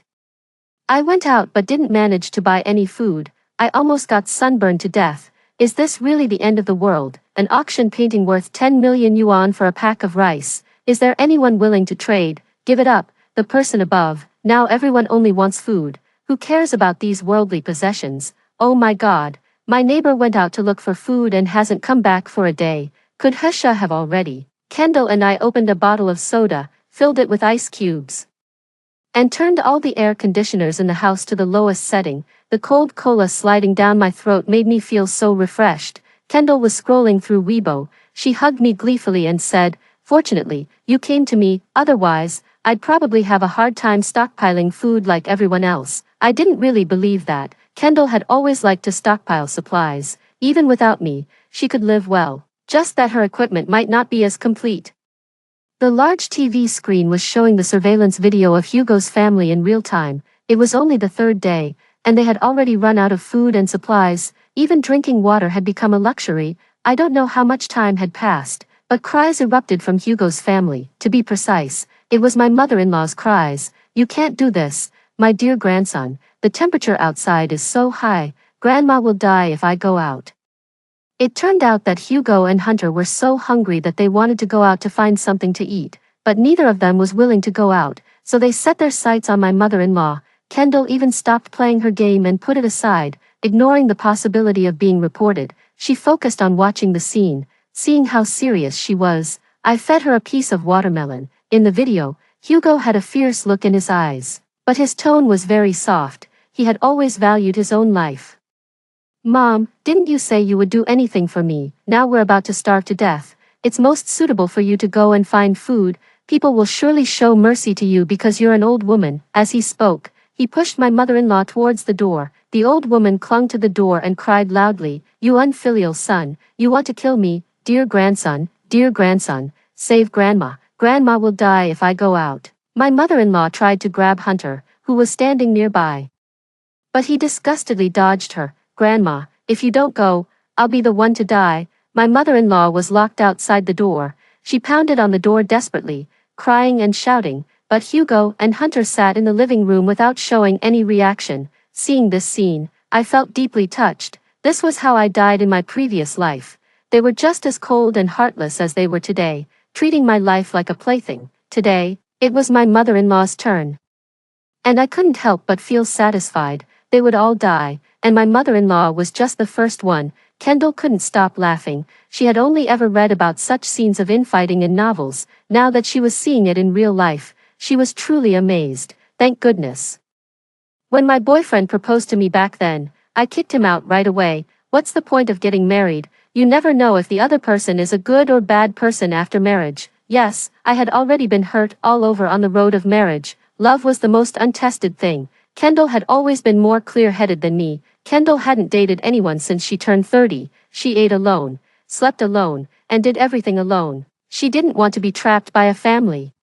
She wanted to be a free person. She had always been firm in her beliefs. 8. My mother-in-law was locked outside. When she got tired of knocking on the door, there was no sound anymore. I thought she should have gone to look for food. Inside the house, Hugo took out a piece of bread. It was the last food they had stored away. He shared the bread with Hunter. After eating the bread, Hunter put on his headphones and deliberately made his voice low. He spoke in a bubble voice to his phone. "Baby, do you have any food at home? We didn't manage to stockpile enough. Could you give me some?" On the other end was the girl to whom Hunter had sent a red packet of 52,000 yuan in his previous life. I don't know what the girl said. I guess she refused him. Hunter couldn't pretend with his affected deep bubble voice anymore. He angrily picked up the vase on the coffee table and threw it at the TV. The vase shattered into pieces instantly, and the TV also fell down. "Damn bitch. What do you mean you don't have enough food at home? If you don't want to give it, just say so." Hunter, don't really need your measly amount of food." Hunter cursed at the other end of the phone for a full half an hour, starting from saying that he didn't care about that bit of food to finally begging the other person to send him some when he got hungry. But he didn't succeed. The other person hung up the phone and blocked him. When Hugo came out of the room and saw that his beloved TV had been smashed, he was furious. He picked up a broom and started beating Hunter violently. I sneered at the TV. Their relationship was just like that. They were all selfish people. Kendall and I played a few rounds of a game. This game used to be our favorite. I hadn't played it since I got married, but Kendall had been playing it all the time and had a very high level. Kendall had taken me to play more than a dozen rounds in the past 2 days, and I was gradually getting back into the swing of things. Playing the game while watching the miserable situation of Hugo's family was double the fun. After another round of the game ended, I just happened to see Hugo and Hunter going out together. Hunter's face was covered in injuries from Hugo's beating, and he looked a bit ridiculous. "Dad, are we really going out? It's so hot outside. The old woman hasn't come back for 3 hours. Could she be dead?" Hugo told him to stop talking nonsense. If he didn't go out to find food, he would starve to death too. He hadn't eaten for a day, and with the hot weather, he couldn't hold on any longer. Kendall quit the game and asked in confusion, "Are they going out to die? Didn't that old woman go out already?" I shook my head. They know that the old woman has little chance of finding food. In fact, they don't have any hope for her at all. Kendall was even more confused. Then why did they let her go out? I took a sip of the soda and said, "Because they just want her to die so she won't compete with them for the bread." Kendall suddenly thought the world was too terrifying. A son and a grandson had driven the old woman out of the house just for a piece of bread. Hunter hesitated for a long time before going out, and finally, he was dragged out by Hugo.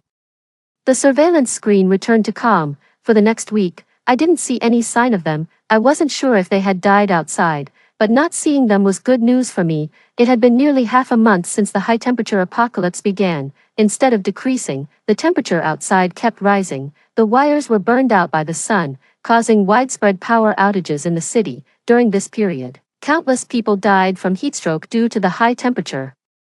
Many others were even sunburned to death while going out to find food. It had become a common sight to see a corpse every 5 steps on the street. 9. There was still a lot of food at home. I cooked for Kendall in different ways every day, and I always received her praise. God, Laurel, it's such a pity that you're not a chef. I laughed and said it wasn't that exaggerated. She grabbed my hand and said seriously, if you were a chef, I would definitely visit you every day, but luckily, I can eat the food you cook every day now. I'm really the happiest person in the world. Kendall smiled with a look of happiness on her face. I was also doted on when I was growing up. My mother never let me cook. After marrying Hugo, I tried hard to learn how to cook in order to please his family. From burning the eggs at the beginning to being able to cook a large table of dishes for the family reunion dinner during the spring festival all by myself.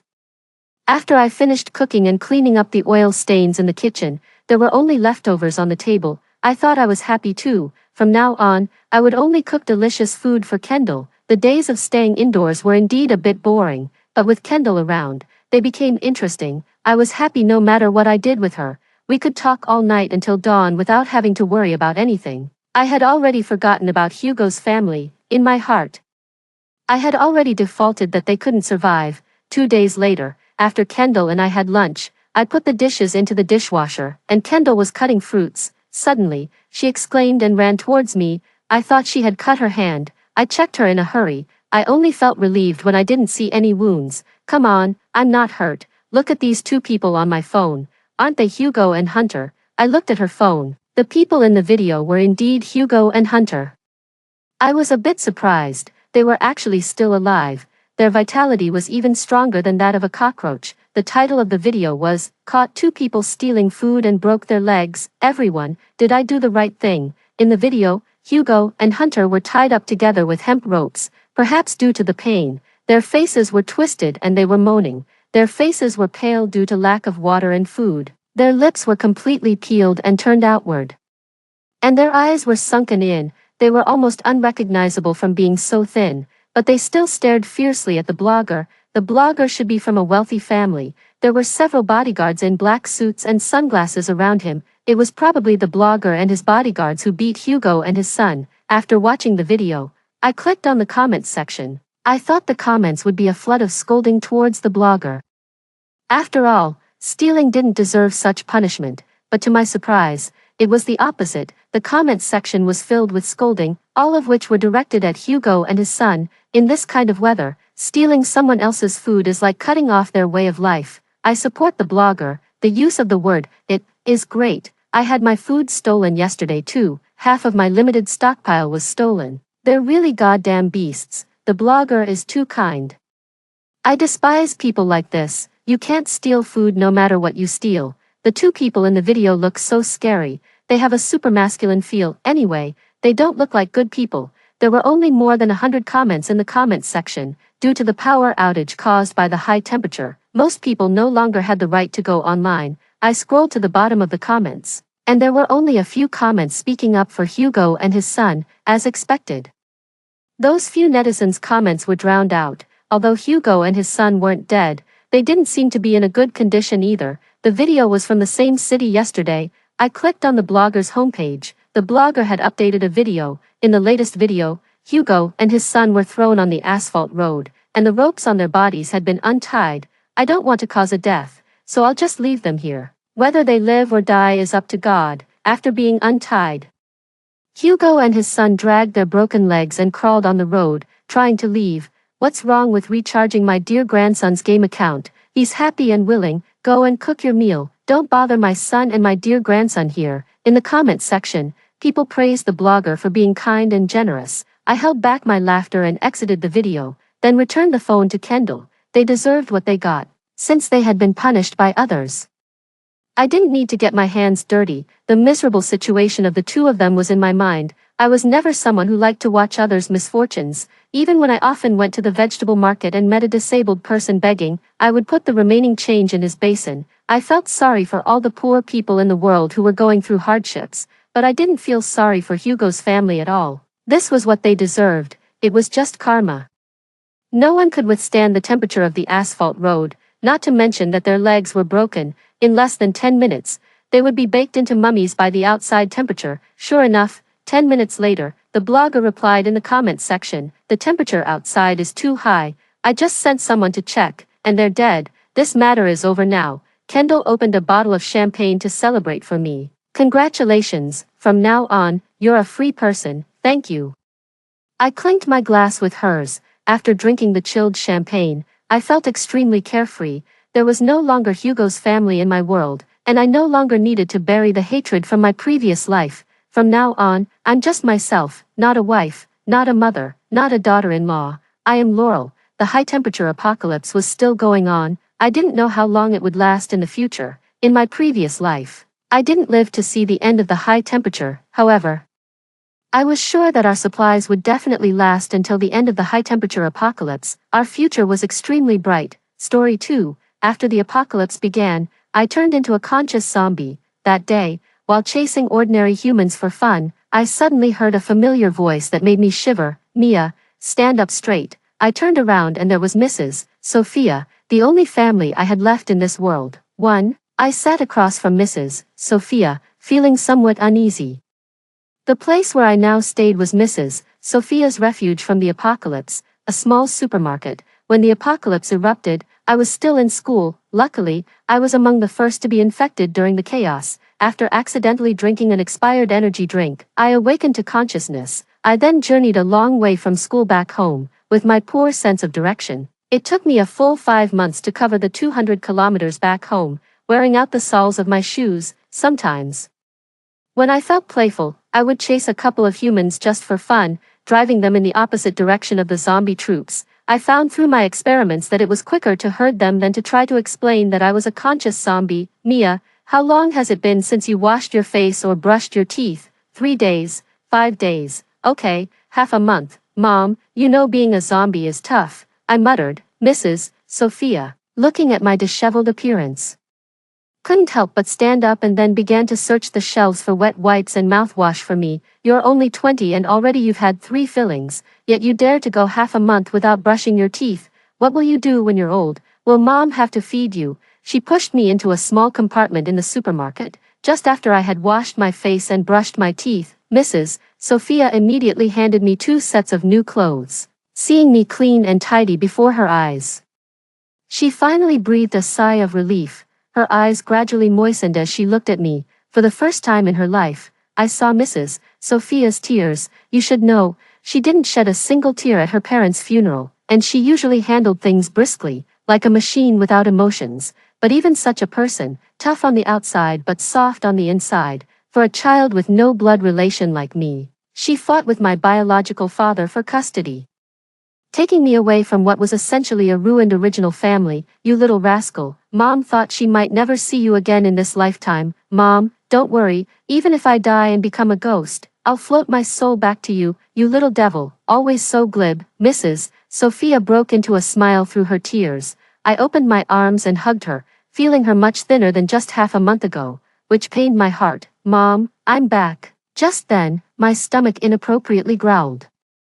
I touched my nose, feeling a bit sorry for myself. Mrs. Sophia's body stiffened for a moment, but she still patted my back and said, "Mom will get you something to eat, too." Mrs. Sophia searched the supermarket for a long time, then dragged out a young man who was unconscious from a small compartment. Looking at the young man and then at Mrs. Sophia, I couldn't help but think, wow, in just 5 months, she found me a stepfather. Weren't we supposed to live just the 2 of us for a lifetime? And he's quite the young handsome man. I never would have guessed Mrs. Sophia had such taste. No wonder Uncle Lee next door never stood a chance. But you shouldn't just pick up men from the roadside. As the saying goes, at best they turn out to be Li Chengyin, at worst Fu Xinqing.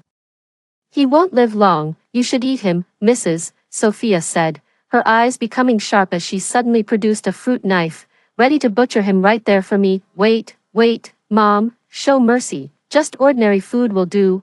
I don't eat humans. I get diarrhea if I eat humans, not to mention toothaches and even athlete's foot. Goodness, Ms. Sophia was about to feed me this man. I swallowed hard and quickly intervened. Stepping in front of the young man, I saw cold sweat on Ms. Sophia's temples and her trembling hands. she was scared too, but for my sake, she decided to use this person as my food. While I was explaining this to Ms. Sophia, the young man who had been lying behind me woke up and, ungratefully, grabbed my throat. Give me water, or I'll kill your daughter. Really, I know it's not the time to laugh, but I had already revisited all the sad events of my life in my mind. It's a joke, really. A frail man threatening a zombie. I easily broke his grip on my neck and dislocated his wrist in the process. I turned around to look at him as he fell to the ground, giving him a classic villain's smile. Do you know who you're threatening? You're threatening a young and promising zombie. I rolled my grayish-white eyeballs and watched him pull a carrot out of his chest with his other healthy hand. Ms. Sophia stood by my side, holding a finely crafted handgun. Ms. Sophia and I sat down to eat.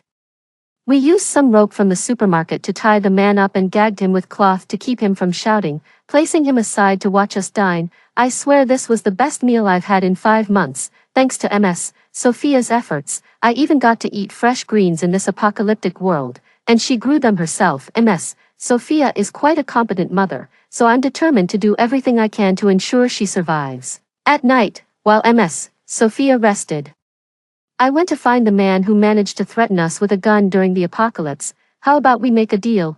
I'll take you back to the base, and you make sure my mom can live well once we're inside. Mr. Researcher, I pulled out a tag with his identity information on it. The man looked at me, raising his hand that I had dislocated. I kindly set it back in place and then shook his hand. Pleasure doing business. I removed the cloth from his mouth, and he used the tip of his tongue to ease the soreness in his mouth, then looked at me. You and your mother are quite something. One wants me to take care of the other for the rest of her life, and the other wants me to develop a cure for the zombie virus. Do you think I'm a lucky charm? There's a limit to making wishes. I'm just a mere worker, and that tag isn't even mine. I tilted my head, resting my chin on my hand. I have no use for useless people. Choose between lying and being thrown out to feed the other zombies. Truly, a wise man knows his own limits. This man named Austin quickly accepted his role as a lucky charm under my threats and incentives and provided me with 312 different routes to the human base. After discussing with Ms. Sophia all night, she finally agreed to our plan to head to the human base. Most of the time, Ms. Sophia would support my decisions, but this time, she was extremely reluctant. She was worried that if she went with Austin to the base, would continue to wander outside, becoming a pitiful child without a mother. She preferred to stay with me guarding our small supermarket than spending her future in a human base. So, I assured her repeatedly that Austin was an excellent researcher who already had significant insights into the zombie virus and could surely save her ignorant daughter. Since the human base was over 700 to 800 kilometers away from our small supermarket, I didn't mind the long journey, but I couldn't let Ms. Sophia get tired, so I spent a month finding a functioning car and gathered several large barrels of gasoline from a nearby gas station overrun by zombies. After packing up a considerable amount of supplies, we set off towards the human base. Ms. Sophia was driving while Austin sat in the passenger seat navigating, and I, as the backbone of our team, was responsible for sticking my head out of the sunroof to intimidate any zombies we might encounter. We made several stops along the way and finally found a small motel before sunset. Oddly enough, there was no sign of human occupation or zombie intrusion at the motel. This reminded me of some information I had heard from a few zombie acquaintances. To the east of the Way River, there is a space-manipulating Esper. This individual is well known among both zombies and humans. Unlike traditional espers who possess a tiny haven detached from this world where they can engage in leisure activities like fishing and gardening, this space-manipulating esper uses their own body as a medium to create a bounded field in the form of a motel. It's safe to say that no one could defeat him within this motel. He lures passing zombies and humans, trapping them for zombies. He kills them outright and harvests their cores to enhance his powers. Humans, on the other hand, are robbed of their valuables and then expelled. This place is not safe. We need to leave quickly. I looked up at the motel and withdrew the foot I had set inside. What did you say? Austin, who was examining the inscriptions on the door frame, vanished from in front of Ms. Sophia and me just after he spoke. I grabbed Ms. Sophia's hand, preparing to leave, but suddenly a gust of wind, seemingly from nowhere, blew us both inside. Hold tight around my waist, I said. I took a deep breath and reached for the door frame, about to kick the door open with all my might. Suddenly, the warmth around my waist disappeared, and Ms. Sophia was gone. I loosened my grip, momentarily dazed. Damn. Then, a heavy blow to the back of my head, and everything went black as I passed out. When I came to, the first thing I did was throw a punch at the person in front of me. Making close contact between my hand and his face, the sound was loud, and the force was strong. The person's face turned red and seemed to get even more inflamed. Mia, were you really trying to kill me? I blinked and met his gaze, rubbing my hands on the blanket covering my knees. Jordan, this man was Jordan, the son of Uncle Lee who lived next door. He was the son of the proud Uncle Chase who had once harbored unrequited love for my mother.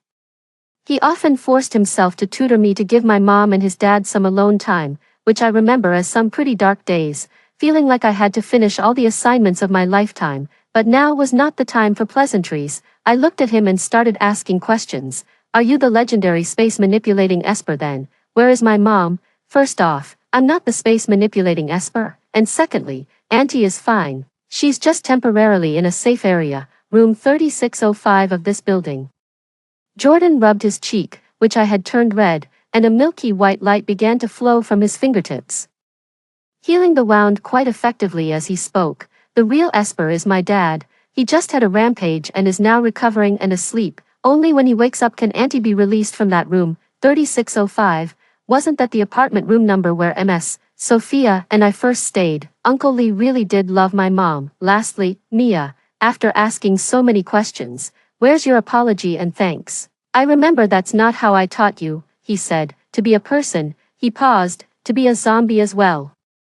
You must be polite, understand. Ouch, that hurts. Jordan bent his hands and tapped my forehead gently yet firmly as a warning. Jordan, I'm sorry, I'll make sure next time. I covered my forehead, begging for mercy. Then, I learned more about the spatial ability users from Jordan. 2 months after the apocalypse began, Jordan awakened his healing abilities, which might be related to his medical background. In any case, it was very professional. During a zombie invasion, Chase, my Uncle Lee, awakened his mutated spatial abilities in a fiercely protective moment amidst the flames. However, these powers born from desperation were unstable and often went berserk. Thus, the father and son duo decided to leave the group and live on their own. As for those rumors, it's hard to distinguish the true from the false. Moreover, I was shocked to find out that it was not 5 months after the zombie outbreak, but 5 years. 5 years, yet, I had no memories related to those years.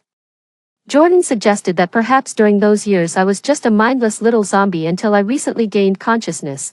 My so-called 5 months were likely the months since I became conscious, probably knowing that Ms. Sophia was safe. My tense awareness relaxed. What about Austin? A terrifying expression, one that was half smile, half not, crossed Jordan's face, looking as if his garden had been trampled by pigs. Mia, you're only in your 20s, I've seen more men than you've eaten meals.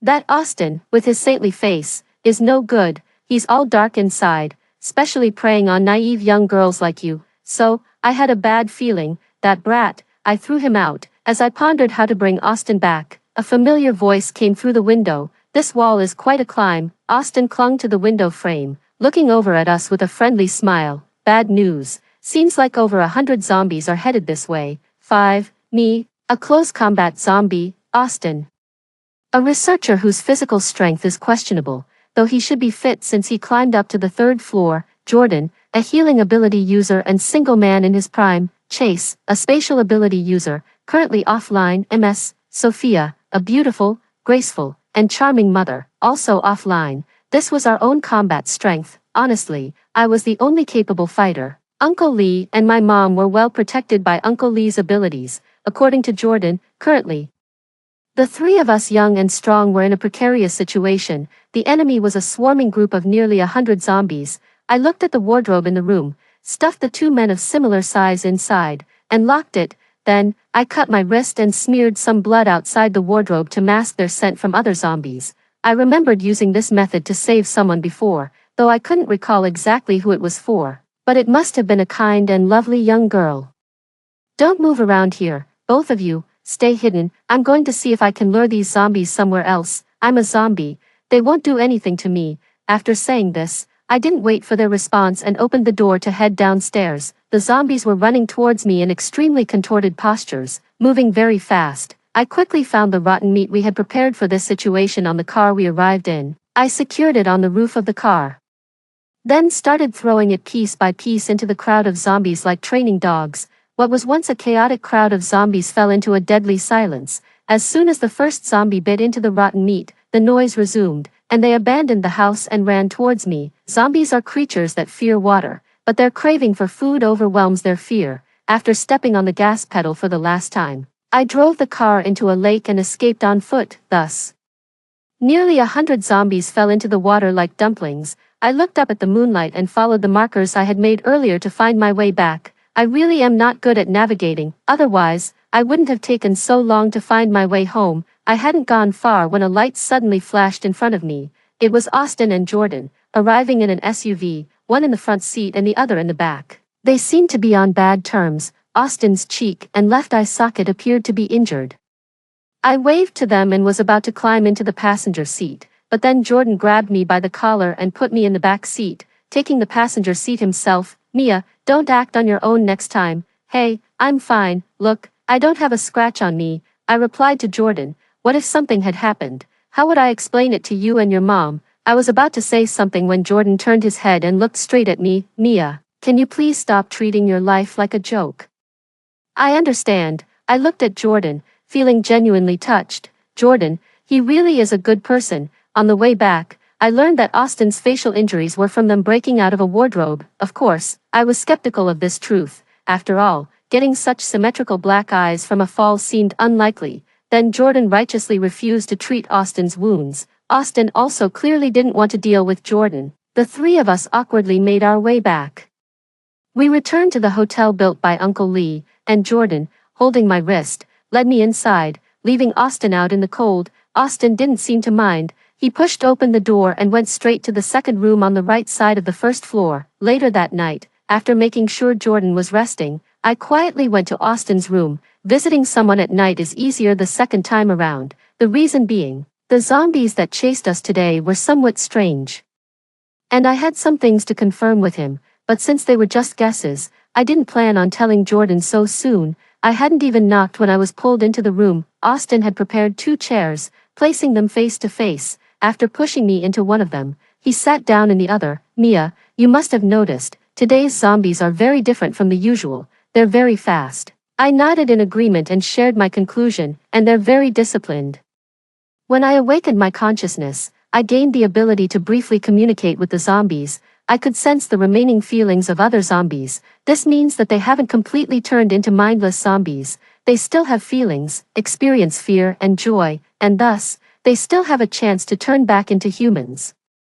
Given a choice, humans wouldn't be their preferred meal. However, the group of zombies I encountered today seemed devoid of any signs of life. They are true killing machines. Where did you come across these zombies? Austin pulled out a sleek black box and projected an image onto the wall. It was a muddy swamp, and the zombies we were discussing were obliviously digging through the mud, reaching for the white crystals at the bottom and devouring them as if they were exquisite delicacies. Their faces filled with satisfaction. The last second of the footage showed the zombies spotting Austin, giving him a sinister smile, and then chasing after him. At that moment, they were not as fast as when I encountered them. On the contrary, they were much slower than the average zombie. As the footage ended, Austin took out a white crystal from his pocket and handed it to me. I picked this up from the edge of the swamp. I took it, examining the crystal under the moonlight. Unable to make sense of it before the ground began to shake, holding the crystal in my hand, I followed Austin outside. As expected, it was probably my Uncle Lee waking up. Just as we reached the door, another tremor hit, and I stumbled into Austin's arms. Outside were Ms. Sophia and Jordan, both radiating an unfriendly and hostile aura. No, it's not what you think. 7. Whether it was what they thought no longer mattered. Their looks at me were full of pity, as if I were a fallen young girl. Mia, come here. Ms. Sophia spoke up and immediately pulled me out of Austin's arms. Actually, we're innocent. Mom, you have to believe me. After a long half-hour of rational and emotional explanations, Ms. Sophia and Jordan finally understood the whole situation. However, that didn't stop them from exchanging forced pleasantries with Austin while keeping me protected on the side, making sure not even a corner of my clothing was visible. For some reason, I suddenly felt like crying. Maybe it was because I had been wandering outside for too long, so this rare bustling scene was somewhat overwhelming. I blinked back the tears. Just then, the hotel, which had been shaking quite violently, flickered and lost all its disguise, revealing the middle-aged man at its heart. That was Jordan's father, Chase, a true space manipulator. In just 5 years, his hair had turned mostly white, similar to my family's situation. Chase wasn't Jordan's biological father but his uncle, however. They had always referred to each other as father and son. Jordan's mother had died early, and his policeman father had died on duty, with no elderly relatives or others willing to help. 18-year-old Chase took in 7-year-old Jordan and raised him. Jordan, Chase's voice was hoarse. He coughed violently twice, covering his mouth with his hand as blood trickled out. Jordan and Ms. Sophia rushed to support him. Despite being aware of my surroundings, I am still technically a zombie. Having not eaten much today, the blood of an ability user unsettled me. I stepped back and found a can of food in the SUV, which I opened and ate. Chase's condition had deteriorated severely, forcing us to urgently find a relatively safe place for Jordan to treat him. This meant we needed to quickly gather a substantial amount of zombie nuclei to accelerate the upgrade of Jordan's abilities. Although Jordan had collected some nuclei from zombies that had mistakenly wandered into our area, it still wasn't enough. Reluctantly, I turned my attention to the 100 mutant zombies I had tricked into the river. Whether those nuclei were usable or not, it was worth collecting and refining them anyway. But as we drove there, it was strange. The place looked as if nothing had ever happened, and even my car had vanished without a trace. We couldn't afford to dwell on this mystery any longer. As my Uncle Lee's condition was worsening rapidly, by the end, the smell of blood filled the car, making me shiver uncontrollably. Austin was driving, I was in the passenger seat, with Ms. Sophia, Uncle Lee, and Jordan in the back. How many nuclei do you have left, Jordan? I asked. 10, Jordan replied calmly, though his expression and gestures betrayed his tension. 10 nuclei, that would at most last another day. I turned my head and pursed my lips. There had to be a way. After all the trouble we went through to find each other in this apocalypse, how could we part so easily, Mia? Think of something. As I pondered, my hand brushed against a white crystal in my pocket, which shimmered like a gemstone under moonlight. Instinctively, I asked Jordan for a nucleus. I tried covering the white crystal with the nucleus, thinking if the zombies could upgrade using these white crystals, might they also enhance the nuclei, even if just slightly. Before my eyes, the nucleus began to replicate. 2 became 4, 4 became 8, 10 minutes later. My arms were full of replicated nuclei. The white crystal, however, had completely lost its luster, resembling an ordinary stone. There was hope. My mind raced. Now, the only issue was to confirm if these crystal stones were usable. Everyone's gaze converged on us as Austin parked the car in a relatively secluded spot. It was a risky decision. We not only faced the risk that the replicated stones, once absorbed by Jordan, might not work and could even harm his body, there were many other concerns, such as the possibility of these stones causing Jordan to mutate and put us in danger. I didn't mind, but what about Ms. Sophia? I couldn't let her be endangered. After a long struggle watching Jordan and Uncle Lee, who was barely breathing, I voiced my concerns and suggested some solutions. First, we could abandon Uncle Lee and the 4 of us continue together. Second, Jordan could stay here with Uncle Lee and the nuclei. If successful, they would both survive. If not, their fates were uncertain.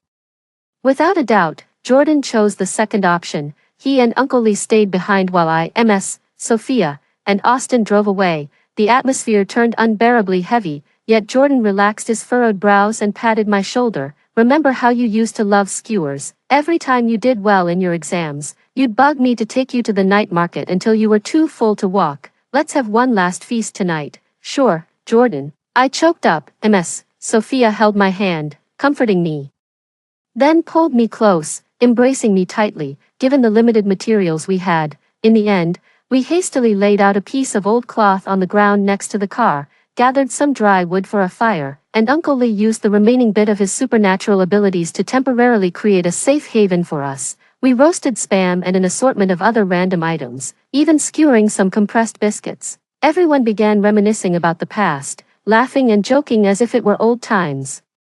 Austin said he couldn't stand our half-crying, half-laughing faces, so he hid inside the car. I knew he did it to give us some space, opting to remove himself from the situation. At one point, Jordan went to the car to bring him some food, a gesture so uncharacteristic that it almost made me forget how incompatible those two used to be, because our time together was so short. I couldn't bear to sleep. I just wanted to keep looking around, memorizing everything, until the sky lightened and the sun rose. My eyes were sore from crying, my laughter ugly. Silly girl, why the tears? Just being able to meet you and Aunt in this apocalypse, both safe and sound, is already rare. After you leave, you must be careful. It's mainly my fault for not being able to protect you all. And as Mrs. Sophia, her real name is Zoe, but considering I was born with a congenital condition, she always cooked Sophia for me to help me grow healthy. So, I call her Mrs. Sophia. Then you have to take good care of yourself. Jordan, you once promised to show me the most beautiful scenery in the world. Did I say that? You did, all right. Then I definitely have to survive and later take our Mia to see many beautiful places.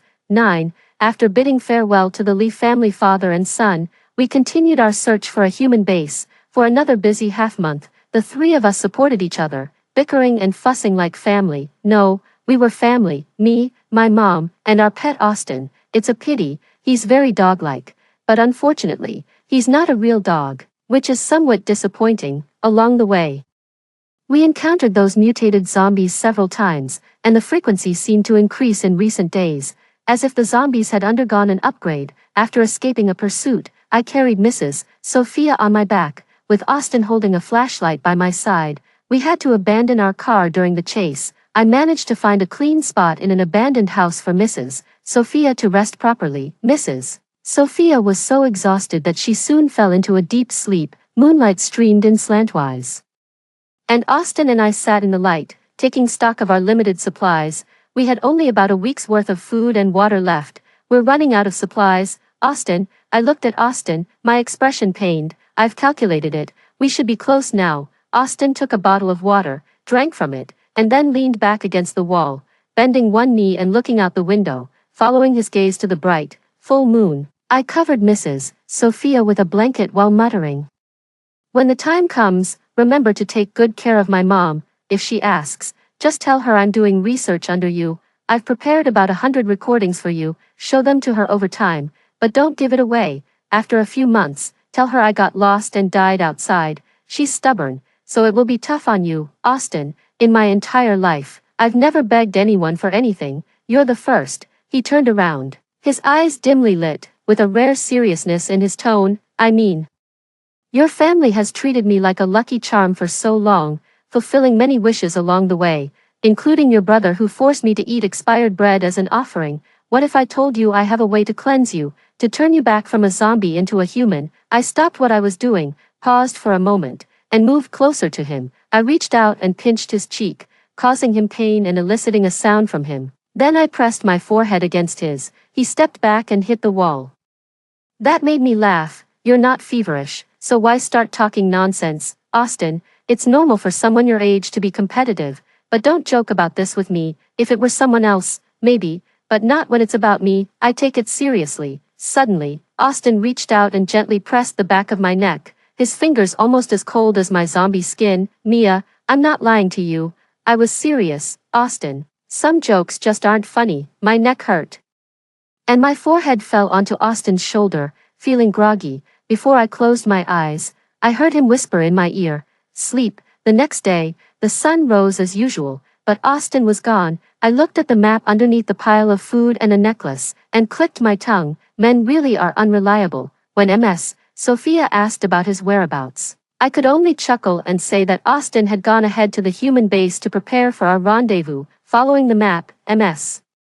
Sophia and I finally reached the vicinity of the human base just after finishing the last half of a compressed biscuit. "Mom, you go ahead, I'll wait for Austin to come and meet me." With my ghostly appearance, I'd probably be declared dead on sight. Saying this, I exaggeratedly rolled my gray eyes and moved my pale arms. But this didn't fool Ms. Sophia. It wasn't that my acting was poor, it's just that she knew me too well. She could easily guess what I was thinking with just a few glances.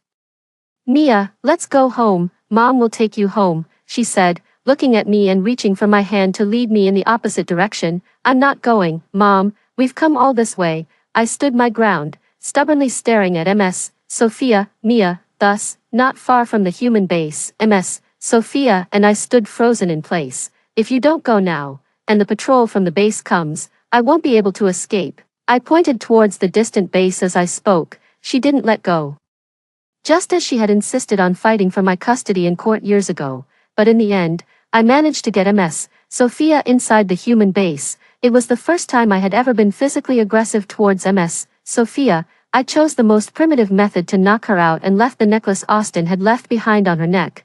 The necklace was one of the entry credentials for the human base. But no sooner had I sent Ms. Sophia into the human base than I encountered other problems. I was unexpectedly attacked by a group of zombies. It's rare for zombies to directly attack other zombies. Eventually, I managed to escape to a relatively safe little house with many minor injuries. What a stroke of bad luck. The house not only has leaks and lets in the rain, but the walls also seep water. Despite this, there are faint signs that the house is still inhabited. At sunset, I received a video call from Ms. Sophia. As I braced myself for her rebuke, Ms. Sophia merely sighed and asked how I was doing. At this moment, I must express my gratitude for the solar-powered communication device Austin left me. Unfortunately, there's only one pair, otherwise, I would have given one to Uncle Lee and Jordan as well. I panned the camera left and right, flipping it around to show Ms. Sophia that, although my temporary shelter was modest, it was advantageously located. Just then, a shadow abruptly burst in, bumping into me at waist height and causing me to stagger. The device in my hand fell to the ground and broke in half. Clenching my teeth and fists in anger, I grabbed the collar of the little boy in black who had run into me. You little rascal, how are you going to compensate for this? The boy in black looked up, one eye clear and the other pale like that of a zombie. He spoke, kill, my home, 11, I ended up taking in a child. He's about 8 years old. After 3 days of a standoff in the same room, he devoured the compressed food that fell off me and insisted on calling me Mom. Seriously, I haven't even touched a man before. What a joke. Tears of joy. I'm a mom now. JPG, Mom. I sat on the edge of the room, studying the broken device, while the child leaned against me, looking pitiful and cautious. I'm not. I haven't. Don't falsely claim relationships. You can eat whatever but shouldn't speak nonsense. I covered my face, trying to escape reality. Suddenly, the child snatched the broken device from my hand. I can fix. I looked at the serious-faced child and asked, do you mean you can repair this? He nodded, and soon, a surge of peculiar energy emanated from him, and the device was restored in moments. My eyes widened in disbelief. Such incredible abilities. However, the effort seemed to exhaust the child greatly, and his head wobbled before he fell asleep against me. The next evening, I contacted Ms. Sophia on time. Mom, I miss you so much. Ms. Sophia, too, had tears in her eyes and dark circles under them, probably from several days of insufficient rest. It's okay, as long as you're fine. While I was deep in a heartfelt conversation with Ms. Sophia, the child popped his head up and recognized her on the video. His first words were earth-shattering. Grandma. I quickly covered the child's mouth, trying to remain composed.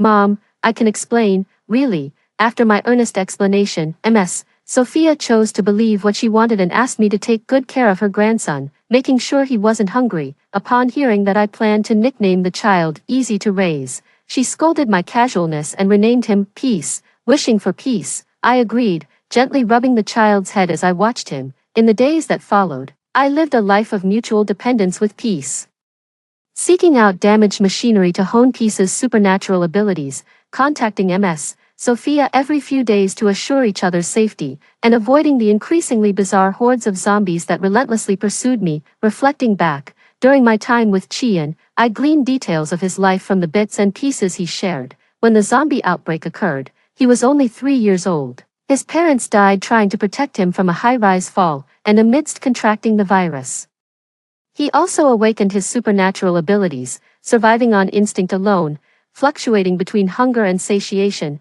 In his memory, the one who provided him food was his mother. Thus, by some twist of fate, I inadvertently became his mother. No one had taught him to read or write, so his ability to communicate with me now was nothing short of genius. 3 months later, while I was fixing a destroyed car at a gas station with Peace, we encountered Austin again. This time, Austin had turned into a zombie. Like me, he retained his self-awareness, seemingly unconcerned about his transformation. He waved at me. Mia, long time no see. I felt a pang of nostalgia. Austin, how did you end up like this after just a few months? He squinted and smiled, saying nothing. Then, as if on cue, he collapsed right before my eyes. For 7 days and nights, Austin slept. I watched as the zombie traits slowly faded from Austin's body, returning him to his human form.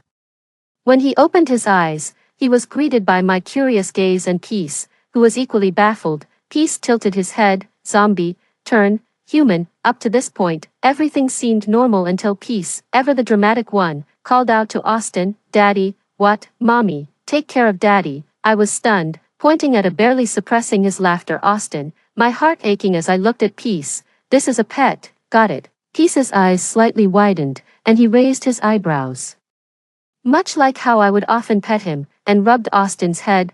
Pet, pet. I was relieved by his teachability. Austin, helpless, chuckled softly, cleared his throat, and shifted his gaze between Chien and me, sitting up straighter as he looked at me. Let's not dwell on these trivial matters. I've found a way for you to turn back into a human. The idea of becoming human again was truly tempting. If I could turn back into a human, I could live with Miss Sophia without having to hide anymore.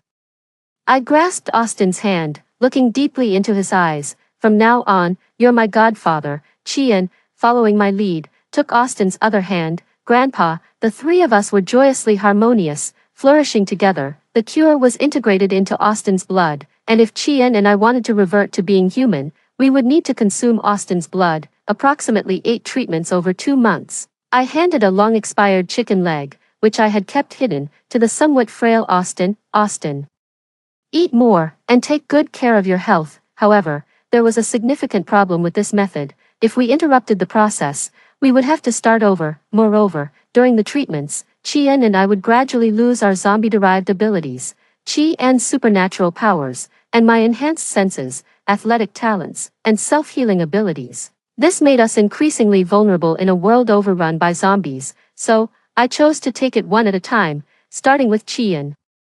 Once he fully recovered, I planned to send him back to the human base first, then myself. It would take about 4 months for everything to settle down. I calculated the days, feeling more optimistic about the future. 2 months later, seeing Chien healthy, I playfully pinched his chubby cheeks that I had helped nourish. Once you're inside the base, you must listen to Miss Sophia. No more mischief like before, understand? I understand. Chien is sensible, right? You're going to the human base tomorrow. Make a wish now. Today marks your transformation, so let's consider today your birthday from now on. I lit a half-piece of candle I found in some ruins in the darkness. The candle flickered. I saw Chien tearfully stifling his sobs, hands clasped together. Peace, Mia must be safe. He blew out the candle. I held him until dawn, and my thoughts returned to Miss Sophia, the gentle Miss Sophia. 13, honestly, Austin seemed a bit off after he returned. Before, he would always argue with me, full of defiance, never seeming to get things straight. Now, it was as if he had taken the wrong medication. Whatever I said, he would agree. If I pointed east, he wouldn't go west. If I pointed north, he wouldn't go south. Terrifyingly obedient. Moreover, initially, Peace showed signs of improvement after 2 attempts, but now, on what was almost my last attempt, there was still no sign of recovery, not even a change in skin color. The only change was that I began to dream frequently. In my dreams, there was a little girl who was very kind to me. The visions became clearer and clearer, but I could never see the girl's face clearly. Being straightforward is my greatest strength. So on a day with good weather, while being chased by zombies and ending up on a tree branch, I discussed this issue with Austin face to face. Austin, your recent change is kind of frightening. You couldn't possibly have feelings for me, right? Although I am indeed young, beautiful, kind, and adorable, a true gem among people and a rare steed among horses, or perhaps, you have other motives. Never mind, if you don't want to answer that. At least talk to me about my transformation back to being human. Did you give me fake blood? I don't feel any restoration at all. I clung to the tree branch, trying my best not to fall, but as is often the case, the more you worry about something, the more likely it is to happen. I lost my grip and fell. Luckily, Austin caught my hand just in time. I looked up into his eyes, noticing for the first time that he was quite handsome. Before I could say anything, he pulled me up and seated me next to him. He didn't let go of my hand, his furrowed brows leaving me somewhat at a loss. This wasn't exactly an ideal posture for conversation between a man and a woman alone. Mia, what if I told you I really did have ulterior motives? As long as it doesn't break the law, disrupt public order, or cross my moral boundaries, I'm willing to help with whatever you need, I said. Backing up slightly against the tree trunk, I saw Austin in front of me.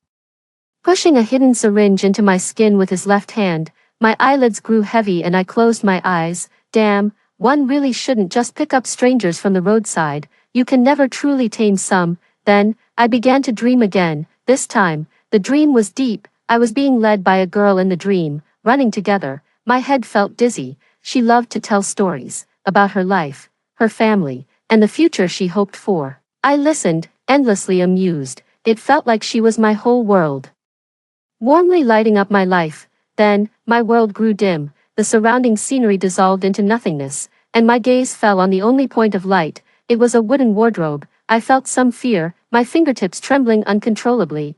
I opened the wardrobe. The girl was curled up inside, looking up with a pale, weak face, her hands cradling my face. Live on for me, she said. If you get the chance, please take my mother to the human base. I opened my mouth but no sound came out. Overwhelmed with sadness like a flood, I finally saw the face clearly. It was Mia, the real Mia, 14. After playing human for a few years, did you really start to think of yourself as one? You are a monster, destined from the moment we created you. 15. It turns out, I am not Mia. I am Subject 03, released intentionally by Austin. I accidentally met and bonded with a girl named Mia. After her death, I briefly inherited her appearance and memories, becoming her for a while, before dying. Mia transformed into a zombie, so I also took on the appearance of a zombie. During my time with Mia, we learned from others how safe the human base was, thus, taking Ms. Sophia to the human base became her obsession, and then mine. The reason why the zombies started chasing me was because they detected my scent as I was taking Ms. Sophia to the human base, and they attempted to bring me back. Their longevity project required a specific gene sequence from me. Austin took me to the human base and locked me in the lower levels of the lab. Leaning against a corner, I awoke from a deep dream. As he pushed me into the lab, he whispered 2 words in my ear. Trust me. What to trust? I didn't know, but having nothing left, I had nothing to lose. No, that's not right. I still had Ms. Sophia, and I felt a helpless kind of anxiety, because Austin brought me back. He became a key member of the core experiment, in this busy lab, which created the zombie virus that nearly destroyed the world. I always saw Austin, dressed in a white coat, his expression cold, as if we had never met. The only interaction was his emotionless recording of my physical condition outside, until a deliberate explosion occurred. Amidst billowing smoke, he carried me out. The truth was revealed, exposed to the sunlight. The apocalypse, it ended. I saw Ms. Sophia holding Peace's hand, with Jordan and Uncle Lee beside her. Spin-off, the longevity experiment. Austin, my name is Austin. I was involuntarily drawn into a research project called Longevity. After graduating as a research student, I was led by a senior brother to a pharmaceutical institution. They claimed to be developing pharmaceuticals related to brain recovery. Yet 2 years later, I uncovered their true intentions. Or perhaps they let me discover them on purpose. In the 3rd basement level of the research institute, I saw 03.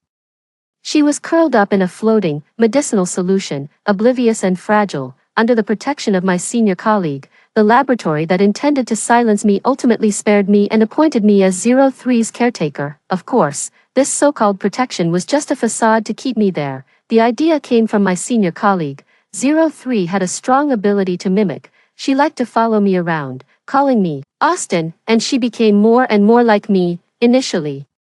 I thought she might be an orphan they had picked up, just like me. Only later did I learn that from the beginning, she was cultivated as a vessel, created from some special cells in a test tube. These cells originated from a meteorite that struck the Earth, seeking immortality. They hoped to extend their lives by transplanting their hippocampus and facial data into test subjects through memory transplantation surgeries. They believed that life is essentially a continuation of memories. This was their version of immortality, but they messed up. During the experiment, the special cells in the test subjects mutated, turning into a zombie virus that spread uncontrollably. Then they had an even crazier idea. Beyond immortality, they aimed to control the world. Since the original cells were all infected, they planned to kill 03 and extract her cells for new research. Seeing 03 developing her own consciousness, I chose to let her go. I also managed to escape from the laboratory amidst the chaos a few months later. I met Mia and her mother. Along the way, it was noisy and chaotic, and they kept treating me like a lucky charm for making wishes. It was warm, comforting, and felt like home. Somehow, this made me think of the quiet and reserved 03. I wondered how she was surviving in this chaotic world. For ordinary people, a human base was indeed a good choice, so I agreed to Mia's plan. On the way to the human base, I noticed something unusual about the zombies and discovered the crystals that should have remained in the laboratory. Mia was very interested in this, so I shared some information with her. This was the beginning of my suspicion that Mia might not be a zombie, as she showed no reaction to the crystals. As for the disappearance of the zombies later on, it was all cleaned up by the people from the laboratory. And it was the first time Mia's traces were discovered by them. Later, I returned to the research institute. I confirmed that Mia was indeed 03. I also learned that the laboratory was planning to capture her. My plan then began. I wanted to expose the truth. I might die if the plan fails, but that didn't matter. I pretended to cooperate with them to capture Mia, seeking an antidote for the zombie virus. After bringing Mia back, I started to make arrangements within the institute. Initially, I turned some of the fringe researchers, and later connected with outsiders with special abilities contacted by Jordan. After 2 years of hiding, I finally brought everything into the public eye. Everything finally ended, a new beginning. On the day Mia died, Mrs. Sophia was deeply saddened, locking herself in her room for days, not eating or drinking. It pained me so much it felt like the sky was falling, and I was incredibly anxious, but fortunately, she eventually regained her spirit. She said she needed to live well, to live on for Mia's sake. Then there was the matter of changing her name. Mrs. Sophia said that since I called her Mom, from now on, I would be her daughter. So, I followed Mrs. Sophia. I said I wanted to be called Chloe. I want to include Mia in my name because she gave me a third chance at life.